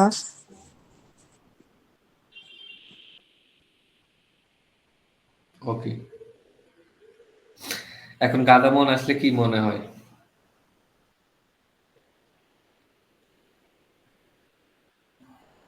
ওকে দিয়ে কিচ্ছু হবে না। ওকে দিয়ে কিচ্ছু হবে না। আপনার কাছে এটা এটা দেখে মনে হচ্ছে আমার বস আমাকে এটা ভাবে। ওকে, আপনার বস আপনাকে এটা ভাবে। এবার হচ্ছে গাধা টাধা কত কিছু তো লাইফে হচ্ছে বললেন। আহ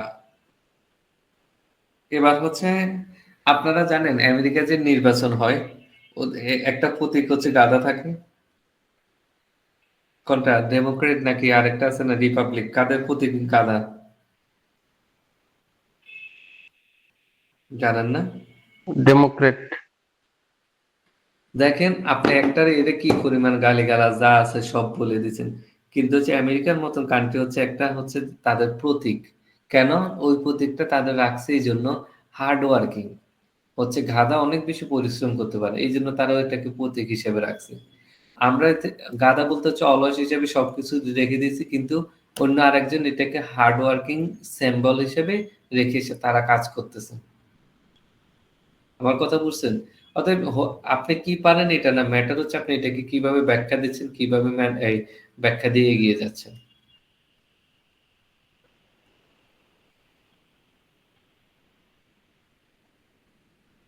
এখন এখানে হচ্ছে অ্যাটিটিউডটা এটা, আমরা হচ্ছে মানুষকে সিচুয়েশনকে ট্রিট করি হচ্ছে এই আমরা এই যে গাধার আছে গাধার স্টাইলে।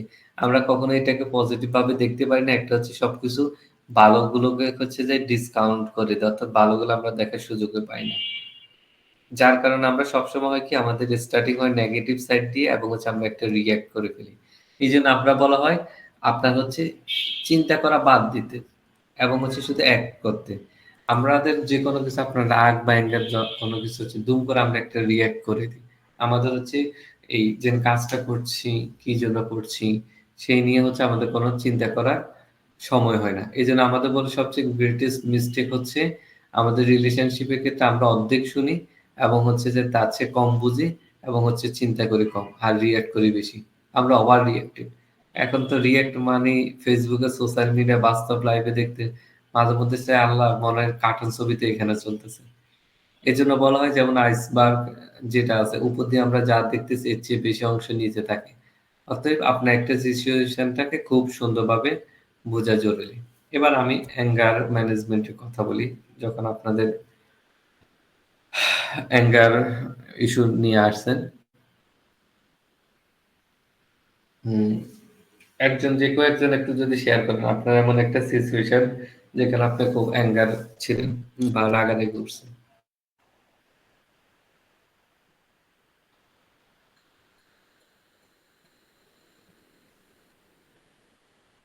কিরে ভাই, কারো জীবনে একজনকে যখন একটা কাজ দেই, তখন উনি ওই ব্যক্তিটা যখন করে না, তখন রাগান্বিত হয়ে যায়। আপনি একদম আপনার লাইফে রিয়েল একটা রাগের কথা বলেন যেখানে খুব রেগে গেছেন। আমরা একটু কাহিনী ওইটা নিয়ে আলোচনা করি।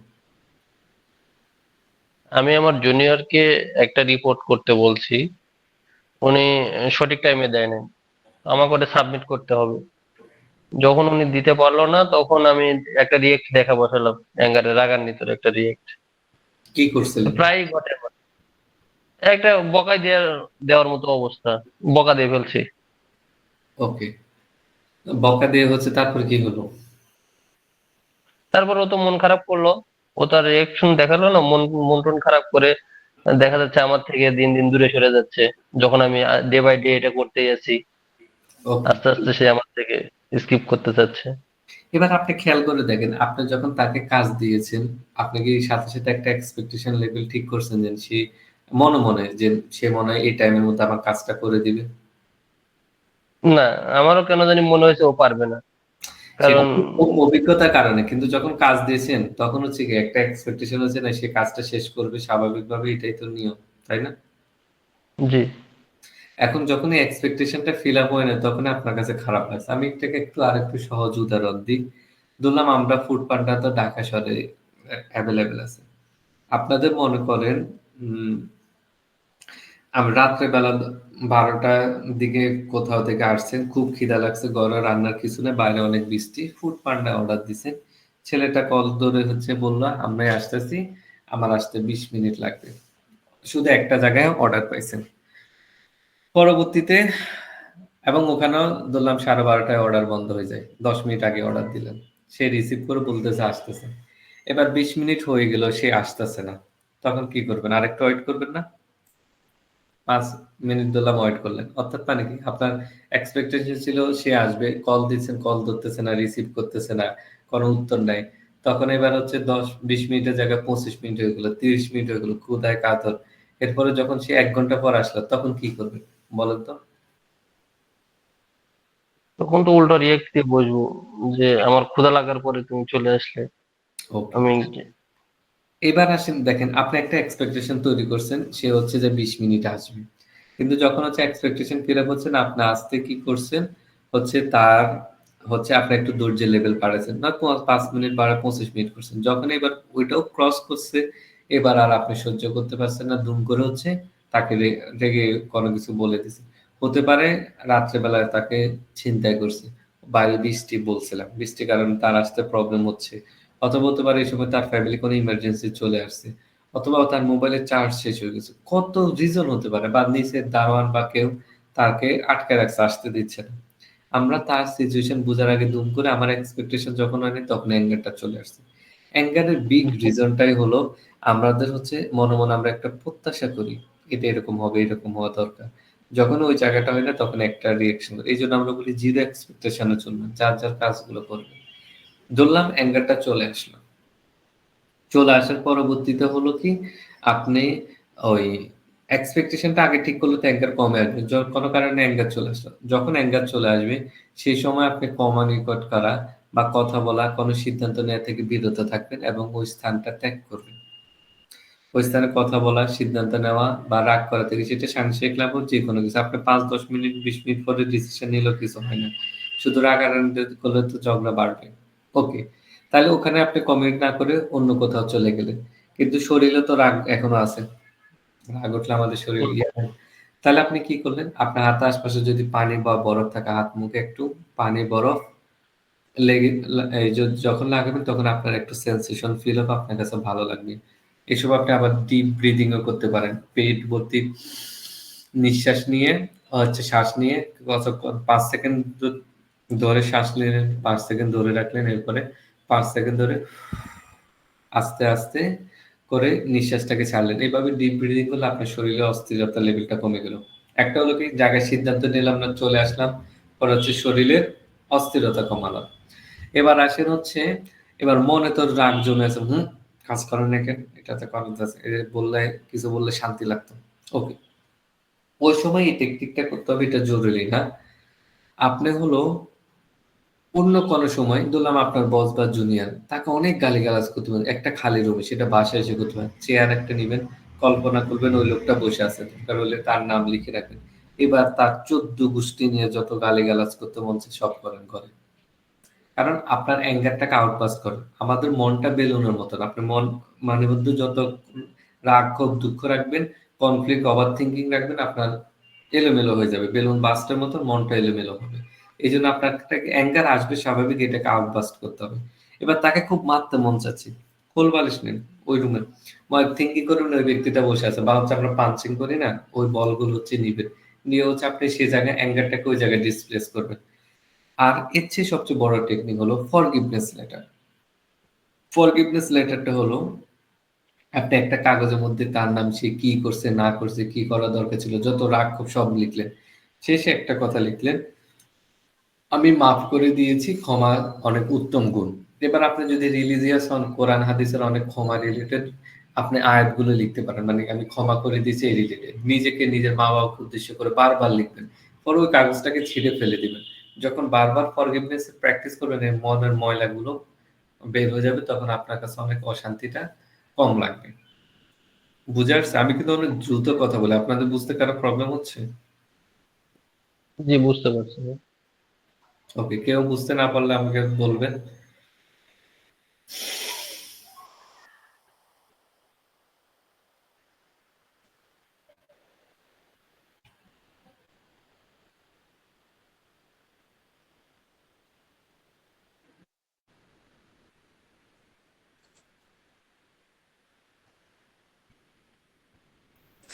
ভাই আপনি যা যা বলছেন সবই বুঝলাম, সবই মেনে নিচ্ছি। বাট মানে আমি যেটা আমার চিন্তা এটা আমি অন্য কারোর সাথে মিলাচ্ছি না। আমি অ্যাজ এ পার্সন যেটা চিন্তা করি, আপনি আপনি যা যা বলছেন এরকম অনেক কিছু, সবকিছু না, কিছু কিছু জিনিস আমি নিজের সাথে ট্রাই করছি এবং করি। আমি চেষ্টা করি যে নিজের অ্যাঙ্গারটাকে ম্যানেজ করার, কারণ আমার অনেক বেশি রাগ। আমি নিজেকে কন্ট্রোল করার খুব ট্রাই করি, বাট কিছু কিছু জায়গায় হয়, কিছু কিছু জায়গায় হয় না। স্পেশালি যখন আমার বাসার ক্ষেত্রে বলি, বাসায় আমার তো এটা জীবনও হয় না। আর যদি আমি বলি অফিসের ক্ষেত্রে, সেখানে আমি নিজেকে এখন আস্তে আস্তে ম্যানেজ করা শিখে গেছি যে হ্যাঁ হয়ে যায়। কিন্তু এই যে টেকনিক গুলা, এটা না সবসময় কেন জানি হয়ে ওঠে না। তো এটা কি কোনোভাবে মানে রেগুলার করার কোনো অপশন বা ওয়ে আছে যে, যে না আমি এটা আমার অভ্যস্ত হয়ে যাওয়া যায়, কাজটা রেগুলার করতে করতে অভ্যস্ত হয়ে যাওয়া যেটা, যে পার্সোনাল লাইফেও আমি এরকম করবো, প্রফেশনাল লাইফেও এটা করবো। অফিসে দেখা যায় অনেক রাগ উঠে, এখন দেখা যায় সবাই তো সিনিয়র, সবাইকে তো কিছু বলা যায় না। ওই নিজের মধ্যে নিজে এটা পুষে রাখতে হয়। একটা টাইম ঠান্ডা হয়ে যায়, বাট ভিতরে তো এটা থেকে যাচ্ছে। ওটা বের করতেও ইচ্ছা করে না, যে আপনি যেটা যে মানে ওয়ে গুলা বললেন যে এই ওয়েতে এভাবে ভাবে করেন এটা বের হয়ে যাবে। ওটাও না মানে মাঝে মাঝে ইচ্ছা করে না, যে মানে নিজে নিজে বিটবিট করতে থাকি কিন্তু কিছু বলতে পারি না। নিজের মধ্যে নিজে ওগুলো জমতে থাকে। আর ওকে ম্যাডাম, ফ্যামিলিতে আউটবাস্ট হয়, ফ্যামিলিতে। এটাই বাসায় যেটা হয় আউটবাস্ট হয়। জি ম্যাডাম, এটাই তো বলছে ওখানে। এই জন্য আমার ফ্যামিলি থেকে অফিস গুরুত্বপূর্ণ, এই জন্য ওখানে রাগ কন্ট্রোল করে ঘরটাকে দিয়ে দিচ্ছি রাগটা। এবার আসেন, মজা করলাম। সেটা হলো হচ্ছে যে আর আমার যেটা অফিসে হয়, যে আমি অফিসের রাগটা দেখা যায় আম্মুর উপরে এসে ঝাড়তেছে, আমি বাসায় আসতেছে আম্মু আসছে, আম্মুর উপর ইচ্ছা মতো ঝেড়ে দিচ্ছে, বা আম্মুর রাগটা আম্মুর উপর ইচ্ছা মতো ঝেড়ে দিতে পারতেছি। আমি জানি যে আম্মুকে যে কোনো কিছু আমি বলতে পারবো, কিন্তু অফিসে তো যে কোনো কিছু বলা যায় না। ওকে, এখন দেখেন, আগে আমি তো দেখেন, আলোচনা করলে হিউম্যান সাইকোলজি নিয়ে অনেকক্ষণ আলোচনা করা যায়। আমাদের হচ্ছে ছোটবেলা থেকে অ্যাঙ্গার ম্যানেজমেন্ট করা, লাইফস্টাইল কিভাবে পজিটিভ থিঙ্কিং করা, এগুলো আমাদেরকে কখনো শিখায়নি। আপনি যেটা বলছেন লাইফে সম্ভব কিনা, হ্যাঁ, আমি তো জীবনে অনেক লোকও দেখেছি যাদেরকে মানে বোম মানলা হচ্ছে যে রাগানো খুব কঠিন হবে, কিন্তু সে তার রাগ উঠতেছে কিন্তু সে ম্যানেজ করতেছে। আমি এরকম অনেক প্রকার লোক দেখেছি। আবার আপনারা যেরকম খারাপ লোক দিচ্ছেন, এর চেয়ে বেশি খারাপ লোক আমিও দেখেছি। কিন্তু এখানে সবচেয়ে বড় হচ্ছে কি, আমি এই জন্য প্রথমেই জিজ্ঞাসা করছি আপনার কি এ, না, আমি এটা আপনাকে উদ্দেশ্য করে বলা না, ওভারঅল হচ্ছে সবাইকে উদ্দেশ্য করে বলা। আমাদের অনেকগুলো কমন কমন স্কিল থাকে, যোগ্যতা থাকে, যেগুলো আমরা ডে বাই ডে আমাদের মধ্যে হারাই ফেলতেছি, নাই, যার কারণে আমরা মানুষ জন্মগতভাবে অসুখে থাকতেছি। অতএব এগুলোর টেকনিক অনেক কিছু আছে। আমরা এই জন্য বলি আপনি একটা বিষয়কে কিভাবে চিন্তা করতেছেন, কিভাবে ব্যাখ্যা দিচ্ছেন, এবং হচ্ছে আপনি কি সঠিক মানে হেলদি ওয়েতে থিঙ্কিং করতে পারছেন কিনা, হেলদি ওয়েতে ব্যাখ্যা, পজিটিভ ব্যাখ্যা দিতে পারতেছেন কিনা, হেলদি ওয়েতে আপনার ইমোশনাল গুলো ম্যানেজমেন্ট করতে পারছেন কিনা, হেলদি অনুযায়ী বিহেভ করতে পারছেন, দ্যাট ইজ দ্য ম্যাটার। অতএব এগুলো আমাদের কখনো প্র্যাকটিস হয় না লাইফে, এলোমেলো সব জায়গায় থাকবে। এই জন্য কাউন্সিলিং আমরা কি করি, 1-2 সেশন হয় না, আমরা এরকম 2-3 মাস প্রতি সপ্তাহে এসে এসে তাকে প্রবলেম গুলো ধরে ধরে ঠিক করি। সব যদি একটা ওয়ার্কশপে ঠিক হয়ে যেত, তাহলে সবার আগে আমি নিজে ঠিক হয়ে যেতাম, যে লাইফে এত কয়েকশো ওয়ার্কশপ করেছি। আমার আপনার কাউন্সিলিং খুব দরকার ভাইয়া, আমি ফিল করতেছি এটা আমার সিরিয়াসলি। লাইফে আমার লাইফে হচ্ছে যে মানে আমি প্রোডাক্টিভ এর মধ্যে সবচেয়ে আমার লেস প্রোডাক্টিভ ওয়ার্ক হচ্ছে কাউন্সিলিং করা। কারণ এই কাউন্সিলে বাঙালি জগৎ থেকে হচ্ছে আর্ন করা যায় না, অনেক ম্যাটার আছে। আমি হচ্ছে এই জন্য ফরেন্সিকে চলে আসছি, পুলিশে শিখাই, তাও ভালো। ঠিক আছে, অসুবিধা নাই। আমার হচ্ছে আপনারা নাম্বার আছে, কাউন্সিলিং কখনো নিতে চাইলে নিতে পারেন, বাট পার সেশন 1000 টাকা। এখন এই 30-40 মিনিট আমার সাথে আপনার কথা আমি শুনবো, 1000 টাকা করে নিয়ে নিব। পারলে আসেন, নো প্রবলেম। ওকে, জাস্ট ফান। এবার আসেন, আহ, এত কিছু পড়াই লাভ নাই, আমি আপনাদের টেকনিক শিখাই, টেকনিক শিখাতে ভালো লাগে।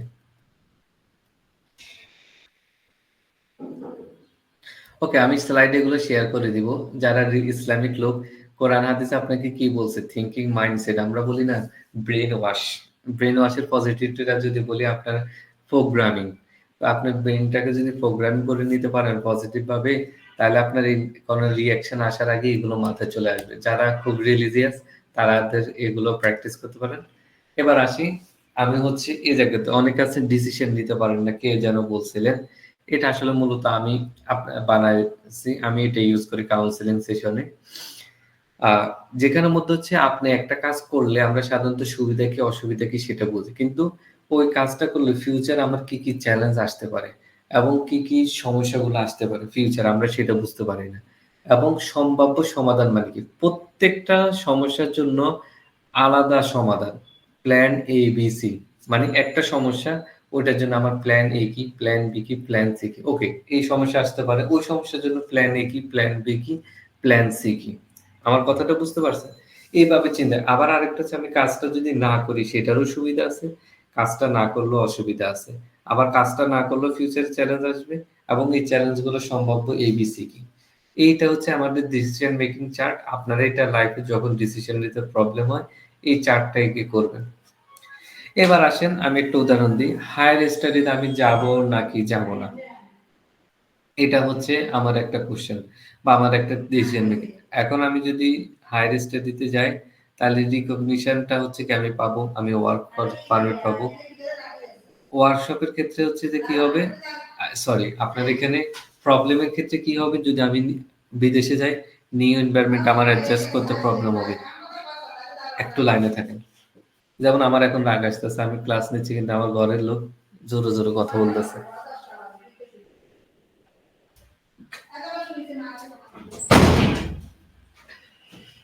ওকে, সরি, এখন রিয়্যাক্ট করো লাভ নাই, আমাকে চেঞ্জ হতে হবে। আমরা কাউন্সিলিং এ বলি নিজেকে চেঞ্জ হোক, আশপাশ চেঞ্জ হবে না। এবার আসেন, আমার হচ্ছে কি অসুবিধা কি, আমার ফ্যামিলি থেকে দূরে থাকতে হবে, আমার একাকিত্বে থাকতে হবে, নিজে নিজে একা একা রাঁধতে হবে, খাইতে হবে, নিজের কাজ নিজে করতে হবে। ফিউচারে কি চ্যালেঞ্জ আসতে পারে, ডলারের রেট বেড়ে যাচ্ছে, অনেক খাওয়ার খরচ করে যাবে, দুম করে অসুস্থ হয়ে গেলে কি হবে, আমার ইয়ার ড্রপ হলে আমার কি হবে, আমার যে স্ট্রেস গুলো আমি কিভাবে ম্যানেজ করতে পারবো। যারা আমরা বাঙালি কিছুটা রিলিজিয়াস, নামাজ কালাম পড়ি, আমার মসজিদ নাই, কারণ হালাল খাবারের এগুলো কি সমস্যা হবে, এগুলো আমি কয়েকটা লিখলাম, এরকম কত সমস্যা আছে।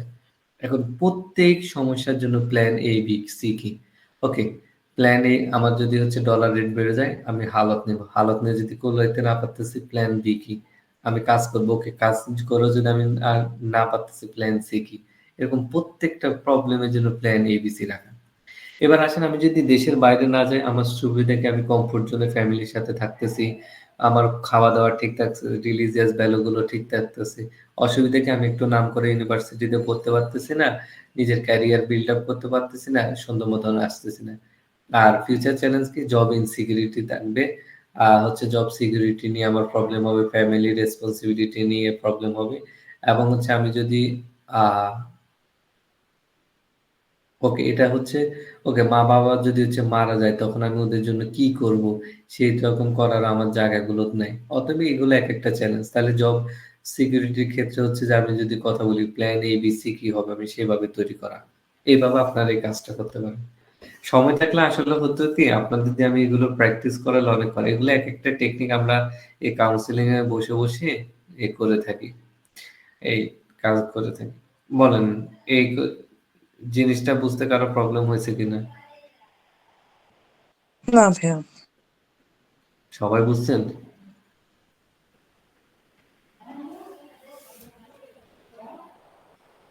ওকে, এবার আসেন হচ্ছে একটা মজার রিসার্চ করাই। সেটা হলো, আপনারা তো অফিসে বসেন, অ্যামি কার্ডি নামে হচ্ছে একজন হার্ভার্ডের প্রফেসর। উনি কি করছে, একটা পরীক্ষা করছে, আমরা যেন বসি, বসার স্টাইলটা কেমন হবে। 2 মিনিট উনি হচ্ছে এই বিভিন্ন স্টাইলে বসিয়েছেন, বসিয়ে হলো উনি করলোটা কি, তাদের টেস্টোস্টেরন হরমোনটাকে পরীক্ষা করছে, অর্থাৎ যেটা আপনার লিডারশিপ হরমোন বলতে পারেন, যেটা কাজ করতে হেল্প করে। আরেকটা হচ্ছে কর্টিসল হরমোন, যেটা আপনাকে স্ট্রেস দিয়ে দেয়। উপরে যে 5টা আপনি বলছেন, এগুলোকে হাই পাওয়ার পোজ বলছে। এখন হাই পাওয়ারের যখন আপনার হচ্ছে উপরে 5টাতে তারা 2 মিনিট করে বসেছিল বা এইভাবে দাঁড়ায় ছিল উপরে 5টা স্টাইলে, তখন দেখলো কি, আপনার 20% টেস্টোস্টেরন অর্থাৎ লিডারশিপ হরমোনটা বেড়ে গেল, এবং 25% কর্টিসল হরমোন অর্থাৎ হলো আপনার স্ট্রেস যে হরমোনটা দিচ্ছে, সেই হরমোনটাকে কমে গেল উপরে স্টাইলে। যখন আমরা ভাইবা দেব, মন খারাপ থাকবো, তখন এই মুডটাকে ঠিক করার জন্য এরকম আহ, আরেকজনের উপর নির্ভরশীল না হয়ে এভাবে একটু কতক্ষণ বসি। আমার একটা টেকনিক বা আমি বলি, আমরা ইমোশনালি ইন্ডিপেন্ডেন্ট হব, সোশ্যালি ডিপেন্ডেন্ট হব। ইমোশনালি ইন্ডিপেন্ডেন্ট মানে কি, আমার হাসি খুশির জন্য যেমন আমি অন্যর উপর নির্ভরশীল না হয়ে যাই, বাট আমি সোশ্যালি অন্যর উপর নির্ভরশীল থাকবো, কারণ আমার চলতে হলে সবাই লাগবে। এবার আসেন, নিচের পোস্ট, আমরা যেটা একদম ছ্যাঁকা খাই ব্যাকা হয়ে যাওয়ার পোস্ট গুলো, একদম মন মরা হয়ে অফিসেও যদি বসে থাকেন ঝাড়ি টাড়ি খেয়ে, এখন এইভাবে আপনি 2 মিনিট যদি বসে থাকেন কি হবে, আপনার টেস্টোস্টেরন হরমোন যেটা আছে 10% কমে যাবে, কর্টিসল যে হরমোনটা আছে 10% বেড়ে যাবে। অতএব আপনি কিভাবে বসতেছেন, দাঁড়াচ্ছেন, সেটাও আপনার লাইফে এক একটা ম্যাটার। এবার আমি একটু নিজের মার্কেটিং করি, সেটা হলো আমাদের জানুয়ারির 3 তারিখ থেকে বডি ল্যাঙ্গুয়েজ অ্যানালাইসিস এর কোর্স আছে। সেখানে এই যেমন যারা মিথ্যা বলে এইভাবে নাক টাচ করে, তারপরে কান টাচ করে, ফেস টাচ করে, গান টাচ, এই ঘাড়টাকে কনফিউশন থাকে সময় রাখে, এই শোল্ডারটাকে একটু উপরের দিকে উঠে, চোখগুলো ডানের উপরের দিকে রাখে, এরকম অনেকগুলো কিউজ আছে। এগুলোকে আমরা সেগুলো শিখাই। 24 ঘন্টার কোর্স, 2 মাস হচ্ছে শিখাই, শুক্র শনিবার ক্লাস, আপনার 9টা থেকে 10:30 পর্যন্ত। 14,000 টাকার কোর্স ফি, কিন্তু 50% আপনাদের জন্য ছাড় থাকবে। আপনারা মানে 7,000 টাকায় এই কোর্সটা করতে পারবেন। এই তো। আর আমি নিজে খুব টায়ার্ড। আমি সারাদিন অনেক দৌড়াদৌড়ি করছি, ঘুমাইতেও কম হয়েছে কালকে। এই জন্য আমি হচ্ছে সেশনটা মানে আমার ডিটেলস টেকনিক শিখিয়ে দিলাম, আর আমি থিওরিতে কম গেলাম। আর সেশনটা কেমন লাগলো সেটা জানাবেন, আর আপনার কোনো কোশ্চেন থাকলে বলবেন। Thank you so much. Thank you. আমার একটা কোশ্চেন ছিল। জি। কোশ্চেন বলতে আসলে আমার একটা রিয়েল লাইফ এক্সপিরিয়েন্স থেকেই, যে আমি একটা যে ডিফিকাল্টিস ফেস করতে চাই। আমি একটি মাল্টিনেশনাল কোম্পানিতে আছি। তো আমার যিনি রিপোর্টিং বলতে সিনিয়র আছেন, উনি হচ্ছেন একজন ফরেনার। তো তার উপরে যিনি আছেন আমাদের ডিভিশন হেড বা তিনি আমাদের আছেন বাংলাদেশি। তো যেহেতু উনি আমাদের এমডি হচ্ছেন ফরেনার বা সেম কান্ট্রি, বলেন জাপানিজ। তো যেহেতু আমার রিপোর্টিং বস এবং এমডি জাপানিজ, তাদের সাথে একটা কানেকশন আছে এবং তাদের কমিউনিকেশনটা হয়, এবং দুইজনের মাঝখানে আমাদের একজন বাংলাদেশি আছে। তো অবশ্যই আমার যে সিনিয়র রিপোর্টিং বস, তাকে আমার বাংলাদেশে অ্যাজ এ হায়ারার্কি তাকে ফলো করা দরকার, তার নিশ্চয় মানতে হবে। এখন বিষয়টা হচ্ছে, অনেক সময় আমাদেরকে এমন কিছু ইনস্ট্রাকশন বা কাজ দেয়, তো সেটা আমার সিনিয়র হিসেবে আমাকে সেটা করতে হয়। কিন্তু যিনি তার সিনিয়র, আমার বাংলাদেশি, সে হয়তো বা চাচ্ছে এটা এভাবে না অন্যভাবে হবে। তো সে হয়তো আমাকে একভাবে বলতেছে, আমি সেই কাজটা করতে পারতেছি না, তাকে অ্যাভয়েড করে দেখা যাচ্ছে আমাকে ডুপ্লিকেট কাজ করা লাগতেছে। অথবা আমি তাদের কনফ্লিক্ট বা মনোমালিন্যতার কারণে আমরা হয়তোবা একটা ডিফিকাল্টিস ফেস করতেছি, হয়তোবা একটা জিনিস নিয়ে আমি তার কাছে যাচ্ছি, তার কাছে জারিয়ে খাচ্ছি, বা আমার রিপোর্টিং বসের মতো কথা শুনে আমার সিনিয়র নেক্সট লেভেলে যাচ্ছি, তার কাছে ঝাড়িয়ে খাচ্ছি। বিষয়টা হয়ে গেছে এরকম। সেই ক্ষেত্রে আমরা কিভাবে ম্যানেজ করতে পারি? এটাকে সহজ বাংলা বলে মেঙ্কে চিপায় পড়া। আমাদের এই পলিটিক্যাল হচ্ছে যে কারো বাপ মরে গেছে, কারো হচ্ছে জামাই মরে গেছে, ওদের হচ্ছে যে মারামারি বলতে আমাদের জনগণ কি পরিমাণ মরতেছে। অতএব হচ্ছে এগুলো কোনো আপনার রিয়েল সলিউশন নেই। আপনি যদি এখন এনভায়রনমেন্টের ক্ষেত্রে আপনি ক্লিয়ার কাট থাকেন, আপনি তখন এই অনেস্ট থাকবেন। যেমন আমি বলছি কি, আমি ক্লাস লেটে আসছে, আমার ব্যস্ততা ছিল এয়ারপোর্ট থেকে আসতে, এই জন্য আমি সরি বলে দিয়েছি। আর আমি টায়ার্ড, আমি বলে দিচ্ছি। আমি এখানে এখন আপনি যদি এখানে মন খারাপ হয়, আমাকে 2টা নেগেটিভ কমান্ড বলেন, ইটস ইউর চয়েস। আমি জানি বললে ইটস স্বাভাবিক। এখন আপনার ক্ষেত্রেটা হচ্ছে, আপনি যে জায়গাটা আছেন, দুইজনের মন খুশি করা যাবে না। আপনাকে এখানে হাই রেখে আপনাকে কাকে ডিসিশন মেকিং করতে হবে, আপনি কাকে সবসময় স্যাটিসফাইড হবে, আপনার রিপোর্টিং বস নাকি আপনার হচ্ছে বেঙ্গলি তার উপরের জনকে। আপনি যে কোনো একজনকে রাখবেন এবং বলবেন এই জায়গার মধ্যে আমার ম্যানেজ করতে প্রবলেম হচ্ছে, আমি এই জন্য এই কাজটা করেছি। অতএব আপনি এই জায়গায় আমরা জেনুইননেস বলি, অনেস্ট থাকার ট্রাই করবেন। তখন প্রবলেমটা কিছু কিছু ক্ষেত্রে প্রবলেম বাড়বে, কিছু কিছু ক্ষেত্রে প্রবলেম আপনাকে অ্যাডজাস্ট করতে হবে। আমরা এই জন্য বলি কখনো স্ট্রেস লাইফে থাকুক এটা না। স্ট্রেস আপনার লাইফে অনেক আসবে, এই স্ট্রেস গুলো নিয়ে আপনি কিভাবে হাই প্রোডাক্টিভ হতে পারেন, নিজের শারীরিক মানসিক ক্ষতি না করে, সেটা দেখতে হবে। অতএব কনফ্লিক্ট থাকবে, কনফ্লিক্টে দুজনকে কিভাবে খুশি করা যায়, কোন টেকনিক, আমি তো আপনার অর্গানাইজেশনের সিস্টেম বুঝি না, কি কোনোভাবে টেকনিক করা যায় কিনা সেটা দেখেন। অথবা যদি না থাকে, তখন আপনাকে অনেস্ট লাইনে চলে আসতে হবে। এই বলতাম আমি এই জন্য এই এতটুকু আমার লিমিটেশন, আমি এখন ওনাকে এইভাবে খুশি করব। জি, আচ্ছা, থ্যাংক ইউ। আরেকটা বিষয় হচ্ছে, আমার এর আগে এক ভাই বলেছিল যে একই পজিশনে হয়তো দুইজনে আছি, বা দুইজনই একই রকম কাজ করতেছি, আমি বেস্ট এফোর্ট দেওয়ার পরও অ্যাপ্রিসিয়েশনটা আমার কাছে আসতেছে না, আরেকজনের কাছে অ্যাপ্রিসিয়েশনটা যাচ্ছে, বা একটা তার মধ্যে একটা সফট কর্নার কাজ করতেছে সিনিয়র বসের, যেটা হয়তো আমাদের আন্ডারস্ট্যান্ডিং এ মনে হয় যে পরবর্তী অ্যাপ্রাইজালে সেটা হয়তো ট্রিগার হিসেবে কাজ করবে। এইসব ক্ষেত্রে আসলে আমরা কিভাবে ম্যানেজ করতে পারি? মানে এটা সবকিছু ম্যানেজ তো বলছি না আপনাকে, একদম দেখেন এটাকে কি বলে না, নেপোটিজম সব জায়গায় থাকবে, এটা পৃথিবীতে কখনো 0% হবে না, এবং এটা বাংলাদেশ বলে ইন্টারন্যাশনাল সব জায়গার মধ্যে থাকবে। আমি রিসেন্ট একটা যেটা আমি জব ফিল্ডে এসে দেখলাম, আমরা তো আগে অনেক সাইকোলজিক্যাল ডিসঅর্ডার দেখতে পেতাম হচ্ছে মা বাবার প্যারেন্টিং এর কারণে। রিসেন্ট হচ্ছে আমি অনেকে দেখলাম সিনিয়র হাই অনেক ভালো, এরা প্রমোশন ঠিক মতন যখন পাচ্ছে না, এরা সাইকোলজিক্যাল ভাবে অনেক অসুস্থ হয়ে যাচ্ছে। তাহলে এখানে প্রবলেম কি? তার লাইফে প্ল্যান এ বি সি ছিল না, কোনটা ছিল না? কোনো কারণে আমার যদি প্রমোশন না হয় তাহলে আমি কি করব, ওইটাতে কাজ না করলে কি করব। অতএব এখানে আপনার এই দেখেন, একদম আমারও আশপাশে যে লোকগুলো আছে, অন্য যারা আছে, এরা কেউ আমার সাথে সমতা করবে না, করতে পারবে না, এটাই স্বাভাবিক। এই জন্য মাঝে মধ্যে কিছু অন্য লোককে আলাদা গুরুত্ব দিবে। এই জন্য আমি চেষ্টা করা, আমার লার্ন করা, আমার কমিউনিকেশন স্কিল ডেভেলপ করা, নিজেকে হাই পাওয়ারে মানে এক্সপ্রেস করা, যে যতটুকু পারা যায়। আর যদি কোনো কারণে না হয়, তখন প্ল্যান এবিসি অনুযায়ী নিজেকে সাইকোলজিক্যাল ভাবে ফিট রাখা। অতএব এখানে 100% সলিউশন না, আপনাকে অফিস পলিটিক্সটা মেনে নিতে হবে।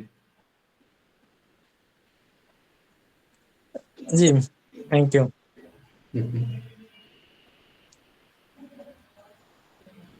এখানে একটা কাজ হচ্ছে কি, আপনি নিজেকে অনেস্ট রেখে নিজের জায়গাতে থেকে ঠিক মতন কাজ করে যাওয়া। একসময় আপনি যখন রিকগনিশন পাবেন, ওইটাই শান্তি দিবে।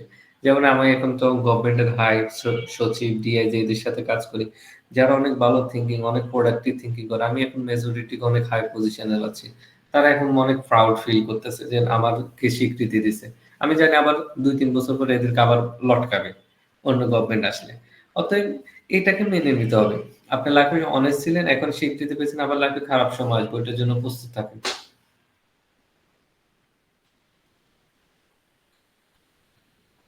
আর কোনো কোশ্চেন বলেন, সময় আছে 11টা পর্যন্ত সময়।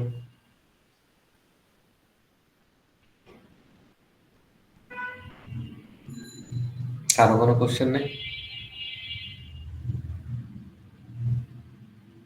কোয়েশ্চেন ভাইয়া অনেক ভাই, একটা কিন্তু আসলে সলিউশন তো সব একসাথে হয় না। আমার একটা সিম্পল কোশ্চেন আমি জানতে চাইবো যে আপনি যেটা বলেন যে অফিস পলিটিক্স যেটা, এটা থাকবে, এটাকে মেনে নিতে হবে, কিন্তু ওই পলিটিক্সটা যখন আমার ক্যারিয়ারকে হ্যাম্পার করছে, সাপোজ আমি একটা এক্সাম্পল দিই। আমার হচ্ছে স্যামসাং ইন্ডিয়া ইলেকট্রনিক্স, বাট আমাদের হেড হচ্ছে ইন্ডিয়াতে, মানে তারা হচ্ছে ইন্ডিয়া থেকে আমাদেরকে গাইড করেন আর কি। হ্যাঁ, আমাদের যে কোনো কিছু অ্যাপ্রুভাল বা কোনো কিছু করতে হলে ওখান থেকে তাদের পারমিশন বা তাদের রুলস অনুযায়ী আমাদেরকে চলতে হয়। ঠিক আছে, কিন্তু এখন বাংলাদেশের পার্সপেক্টিভে দেখা যায় অনেক কিছু করতে গেলে তাদের ওই ল গুলো আমরা মেনটেন করতে পারি না, কিছু আমাদেরকে ব্রেক করতে হয়। তো যেটা আমিও জানি, আর আমার এখানে যে সিনিয়র আছে সবাই জানে। এখন আমি যখন তাদের সাথে কথা বলতে যাই, আমার সিনিয়রদের কথা হলো ওই বিষয় নিয়ে তাদের সাথে কথা বলার দরকার নেই, কিন্তু আমি যদি তাদের কাছ থেকে ক্ল্যারিফাই করে না নিই বা আমি যদি কাজটা করি, আমি যখন ইয়াটা তুলতেছি, রিকোয়েস্টটা তুলতেছি, আমাদের পোর্টাল আছে, পোর্টালে যখন আমি রিকোয়েস্টটা তুলতেছি, আমাকে ব্যাকএন্ড থেকে নক করতেছে যে তুমি কেন রিকোয়েস্টটা তুলছো, এটাতে ভুল আছে। আমি কিন্তু আমার বাংলাদেশি যে আমার যে সিনিয়র, ওনার সাথে কথা বলেই তুলছি। উনি বলছে যে এত ক্লিয়ারিফাই দরকার নেই, তুমি তুলে দাও। কিন্তু এটা কিন্তু আমাদের ডিপার্টমেন্ট হেডের কাছে যাচ্ছে, প্লাস হচ্ছে কান্ট্রি হেড যিনি আছেন কোরিয়ান, ওনার কাছে যাচ্ছে। মানে এটা অ্যাপ্রুভাল রেজ করার সাথে সাথে এটা ওনাদের কাছে নোটিফিকেশন চলে যায় যে এই একটা নোটিফিকেশন আসছে, এরপর একটা করে অ্যাপ্রুভাল পাত অ্যালাউ করে করে এটা সামনের দিকে আগায়। তো যখন এটা আবার রিরেজ করি আমি, এটা কিন্তু ওদের কাছে কোশ্চেন হয়ে যায় কেন এটা রিরেজ হলো। তো 2-3 বার করার পর আমাকেই কোশ্চেন করতেছে ডিপার্টমেন্ট হেড যে কেন তুমি বারবার এটা রিরেজ করতেছো, ভুলটা তুমি কেন আগে শুধরালো না। এখন আমি তো আমার বসের উপর বা আমার যে ক্লায়েন্ট ম্যানেজার, ওনাকে তো আমি ডিরেক্টলি ব্লেম করতে পারতেছি না যে ভাই আমাকে বলছে বা ভাই আমাকে মানা করছে যে কথা বলে না নিতে, এটা তো বলা যায় না। আমি বলছি যে ভাই আমি কথা বলতে চাইছিলাম, পরে কথা না বলে আমি তুলে দিছি, আপনার তো উচিত ছিল কথা বলে নেওয়া। এখন আমার সিনিয়র কিন্তু ওখানে সামনে দাঁড়ানো, সে তখন একটাবারও বলতেছে না যে না আমি বলছি যে কথা বলার দরকার নেই, তুমি তুলে দাও, ওরা রিজেক্ট করলে রিজেক্ট করুক, এই কথাটা কিন্তু তখন সে ওই জায়গাতে বলে নাই। তো এই ধরনের সিচুয়েশনে তখন আমি কি করতে পারি, কারণ আমি কিন্তু তখন নেগেটিভ পর্যায়ে চলে যাচ্ছি, আমাকে এখন কিন্তু সবাই নেগেটিভ ভাবে দেখতেছে। এখন আপনাকে আগে বলে রাখি, এই জন্য আমাদের বলা হয় আমাদের বাংলাদেশে হচ্ছে ওয়ার্ক এনভায়রনমেন্ট পজিটিভ না। এখন হচ্ছে এখানে ইন্টারন্যাশনাল গুলো তো হয় কি, আপনার সব অনেস্ট জেনুইন থাকে, একদম সব স্বচ্ছ থাকে, যার কারণে এই জাতীয় প্রবলেম হয় না। কিন্তু আমরা ইন্ডিয়ান সাবকন্টিনেন্ট যারা আছি, আমরা সবগুলো এক একটা হচ্ছে যাই কি বলবো, মানে হিপোক্রেসির চরম মাত্রায় থাকে, এই জন্য আমরা এক একটা করি। অতএব আমাদের এনভায়রনমেন্ট গুলো এরকমই থাকে।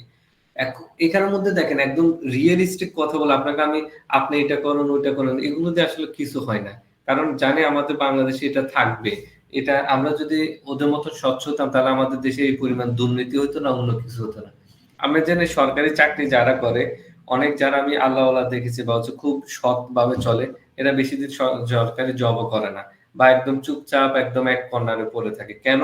এই টেকনিক গুলোর কারণে। কারণ তারা হিপোক্রেসি যে বিষয়গুলো আছে এগুলো পারে না। আর একটা জিনিস হচ্ছে আপনি যদি বলেন আপনার ক্যারিয়ার ধ্বংস করছেন, যদি আপনার এখানে ভালো লাগে তাহলে আপনি বেস্ট আরেকটা ডিসিশন মেকিং চার্ট করে আপনি অন্য ক্যারিয়ার চুজ করেন যেখানে আপনার এই ধরনের সিচুয়েশন পড়তে হবে না। যেমন আমি হচ্ছে সরকারি কেউ যেন আমাকে হাই অর্ডার র্যাঙ্কিং আমাকে কখনো যেন অর্ডার না দেয়, যেন হচ্ছে মিরাজ তুমি রিপোর্ট চেঞ্জ করে ফেলো। এই জন্য আমি ইন্ডিপেন্ডেন্ট হচ্ছে অর্গানাইজেশন করছি, কেউ আমাকে অর্ডার দেওয়ার টাইম নেই বা গণারও সময় নেই। কিন্তু আমি এটাও জানি এনি টাইম হচ্ছে যে কোনো গভর্নমেন্ট যে কোনো হচ্ছে হাই অথরিটি আমাকে লটকাতেও টাইম লাগবে না। অতএব আমি আমার পজিটিভ নেগেটিভ জানি। তাহলে আমি আমি তো ফরেনসিক বাংলাদেশের ফরেনসিক সাইকোলজি প্রাইভেট অর্গানাইজেশন নিয়ে কাজ করছি। আমি যে ডিআইজি দের ট্রেনিং দিচ্ছি আমি জানি এর মধ্যে আমার শত্রু হতে টাইম লাগবে না। অতএব ইটস এ বাংলাদেশ।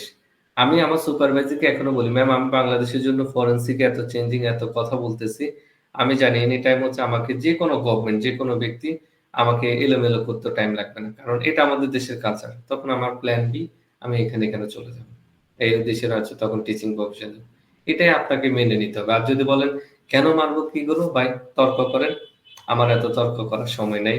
এত আমার কথা হচ্ছে কাজ করতে হবে যে যতটুকু পারা যায়। মানে এটা ঠিক, সেটা হলো একটু আগে বলছিলেন ট্রু এবং ফলস এর একটা বডি ল্যাঙ্গুয়েজ আছে, যদি এই ট্রিক্সটা একটু শিখাইতেন বুঝিনি আমরা একটু ধরতে, মানে সত্য এবং মিথ্যা বলার যে বডি ল্যাঙ্গুয়েজটা, ভাই, ওইটা এটা কি? ওগুলো তো আমি কয়েকটা টেকনিক বলছি যে আপনার 2 মাসের ট্রেনিং 24 ঘন্টার ট্রেনিং কিভাবে 24 মিনিট তো শেখানো যায় না। আপনাকে এটা শুধু বেসিক ধারণা আমি যেটা বলছিলাম। অতএব আপনাকে যেমন আমি আই পজিশনে বলছি ওটা একদিনে পুরো একটা ক্লাস আপনার, কখনো অডিটরি থাকে, কখনো কাইনেস্থেটিক থাকে, কখনো ভিজুয়াল থাকে। অতএব আমি তো বললাম এগুলো আমার YouTube channel Bangladesh institute of forensic psychology science, সেখানে কয়েকটা ইউটিউব ভিডিও আছে, আপনারা সেখান থেকে দেখলে জানতে পারবেন। ঠিক আছে ভাই। আর হচ্ছে লাইফে শিখলে দেখেন কমিউনিকেশনে যে আমরা করি বা বলি সেখানে আমরা আসলে যা বলতেছি 93% মিনিংটা কি নন ভার্বাল, তখন এই জায়গাটা বুঝতে পারি।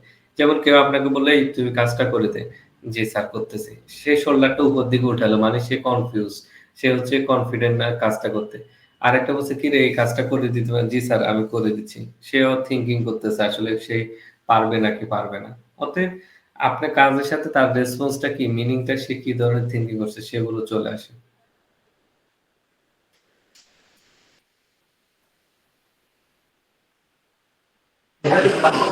আসসালামু আলাইকুম। ওয়ালাইকুম আসসালাম। ভাই আমি এটা ব্যাপারে বলছিলাম যে আমি যেহেতু একটা ডিপার্টমেন্ট লিড করি, তো আমাকে ম্যাক্সিমাম সময় একটা সমস্যা ফেস করতে হয় যে আমার ডিপার্টমেন্টের একজন আমার সাবঅর্ডিনেট অন্য একটা ডিপার্টমেন্টের সাবঅর্ডিনেটের সাথে দেখা যাচ্ছে কনফ্লিকশনে জড়িয়ে যায়। তো সেখানে তখন আমাকে এটা তার কাছে বিচার করতে হয় অথবা এই ধরনের একটা কেস আমার কাছে আসে। তো এই ইয়াগুলোতে মানে করতে গেলে আমাকে দেখা যাচ্ছে যে এমন একটা সিচুয়েশনে পড়তে হয় যে আমি কি আমার এই আমার সাবঅর্ডিনেট যে আছে তাকে সাপোর্ট করব নাকি আমার তাকে আমি উল্টো আমার লোকটাকে বিচার করব, হ্যাঁ তাকে ই করে অপোজিট সাইডে যে আছে তাকে সাপোর্ট করে। এই ধরনের কমপ্লেক্সন গুলোতে আসলে আমাদেরকে কোন টেকনিকটা অবলম্বন করলে সেখানে দেখা যাচ্ছে উইন উইন সিচুয়েশনে থাকা যায় আর কি? এখানে প্রথম সিচুয়েশন হচ্ছে দুই ধরনের সিচুয়েশন। একটা হলো এনভায়রনমেন্টকে ঠান্ডা করা। এনভায়রনমেন্টকে ঠান্ডা করার জন্য আপনার দুইজনকে নিয়ে বসে হচ্ছে একটা সিদ্ধান্তের মধ্যে চলে আসবে। ওকে, এনভায়রনমেন্ট ঠান্ডা করে দুজনকে ঠান্ডা করে দাও। দেন হলো আপনার ডিপার্টমেন্টে যে ছেলে সে আপনার ক্যাটাগরির মধ্যে আপনার পরিবারের লোক। দেন অন্য সময় তাকে আলাদা সময় সুন্দর মতো তার কথা শুনে তার প্রবলেম শুনে তার আচরণে তার থিঙ্কিং এর কোথায় কি চেঞ্জিং করা দরকার তাকে কারেকশন করেন, কারণ সে আপনার পরিবারের লোক। তাকে কারেকশন আপনার অন্য ডিপার্টমেন্টের ওকে কারেকশনে বেশি করতে যাবেন না, তখন একে একটু প্রটেক্টিভ ওয়েতে নিয়ে আসার চেষ্টা করবেন, এর বিহেভিয়ারটা চেঞ্জিং করবেন। তাহলে প্রথম ধাপটা হলো কি দুজনকে এমন ভাবে কথা বলবেন যেন হচ্ছে যে সমতার লেভেলে থাকে। দেন আপনার এমপ্লয়িটাকে তখন না, ওই দিন হতে পারে পরের দিন সুন্দর মতন একটা চা কফি খেতে সুন্দর মতন অ্যাক্টিভ লিসেন দিয়ে তাকে রিকগনাইজ করে তারপর আপনি বলে দিবেন এই কাজটা এভাবে করো, এভাবে যেন না হয়। তখন পোলাইট হতে পারে, থ্রেড হতে পারে, অন্য কোনো ভাবে করতে পারে। অতএব প্রবলেম এইভাবে আপনি সলিউশন করবেন।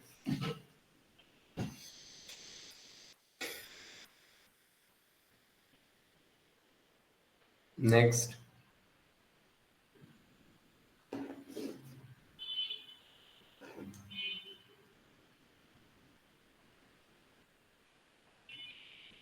কারো কোনো কোশ্চেন নেই?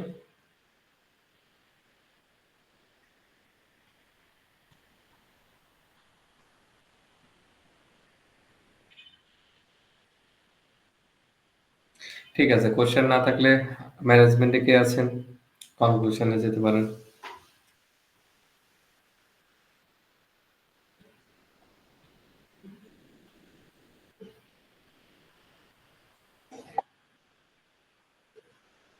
হুম।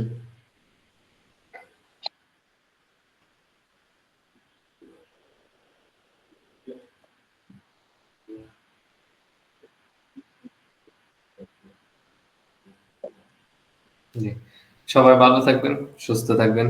দেখা হবে নেক্সট কোনো কোর্সে। সালাম আলাইকুম।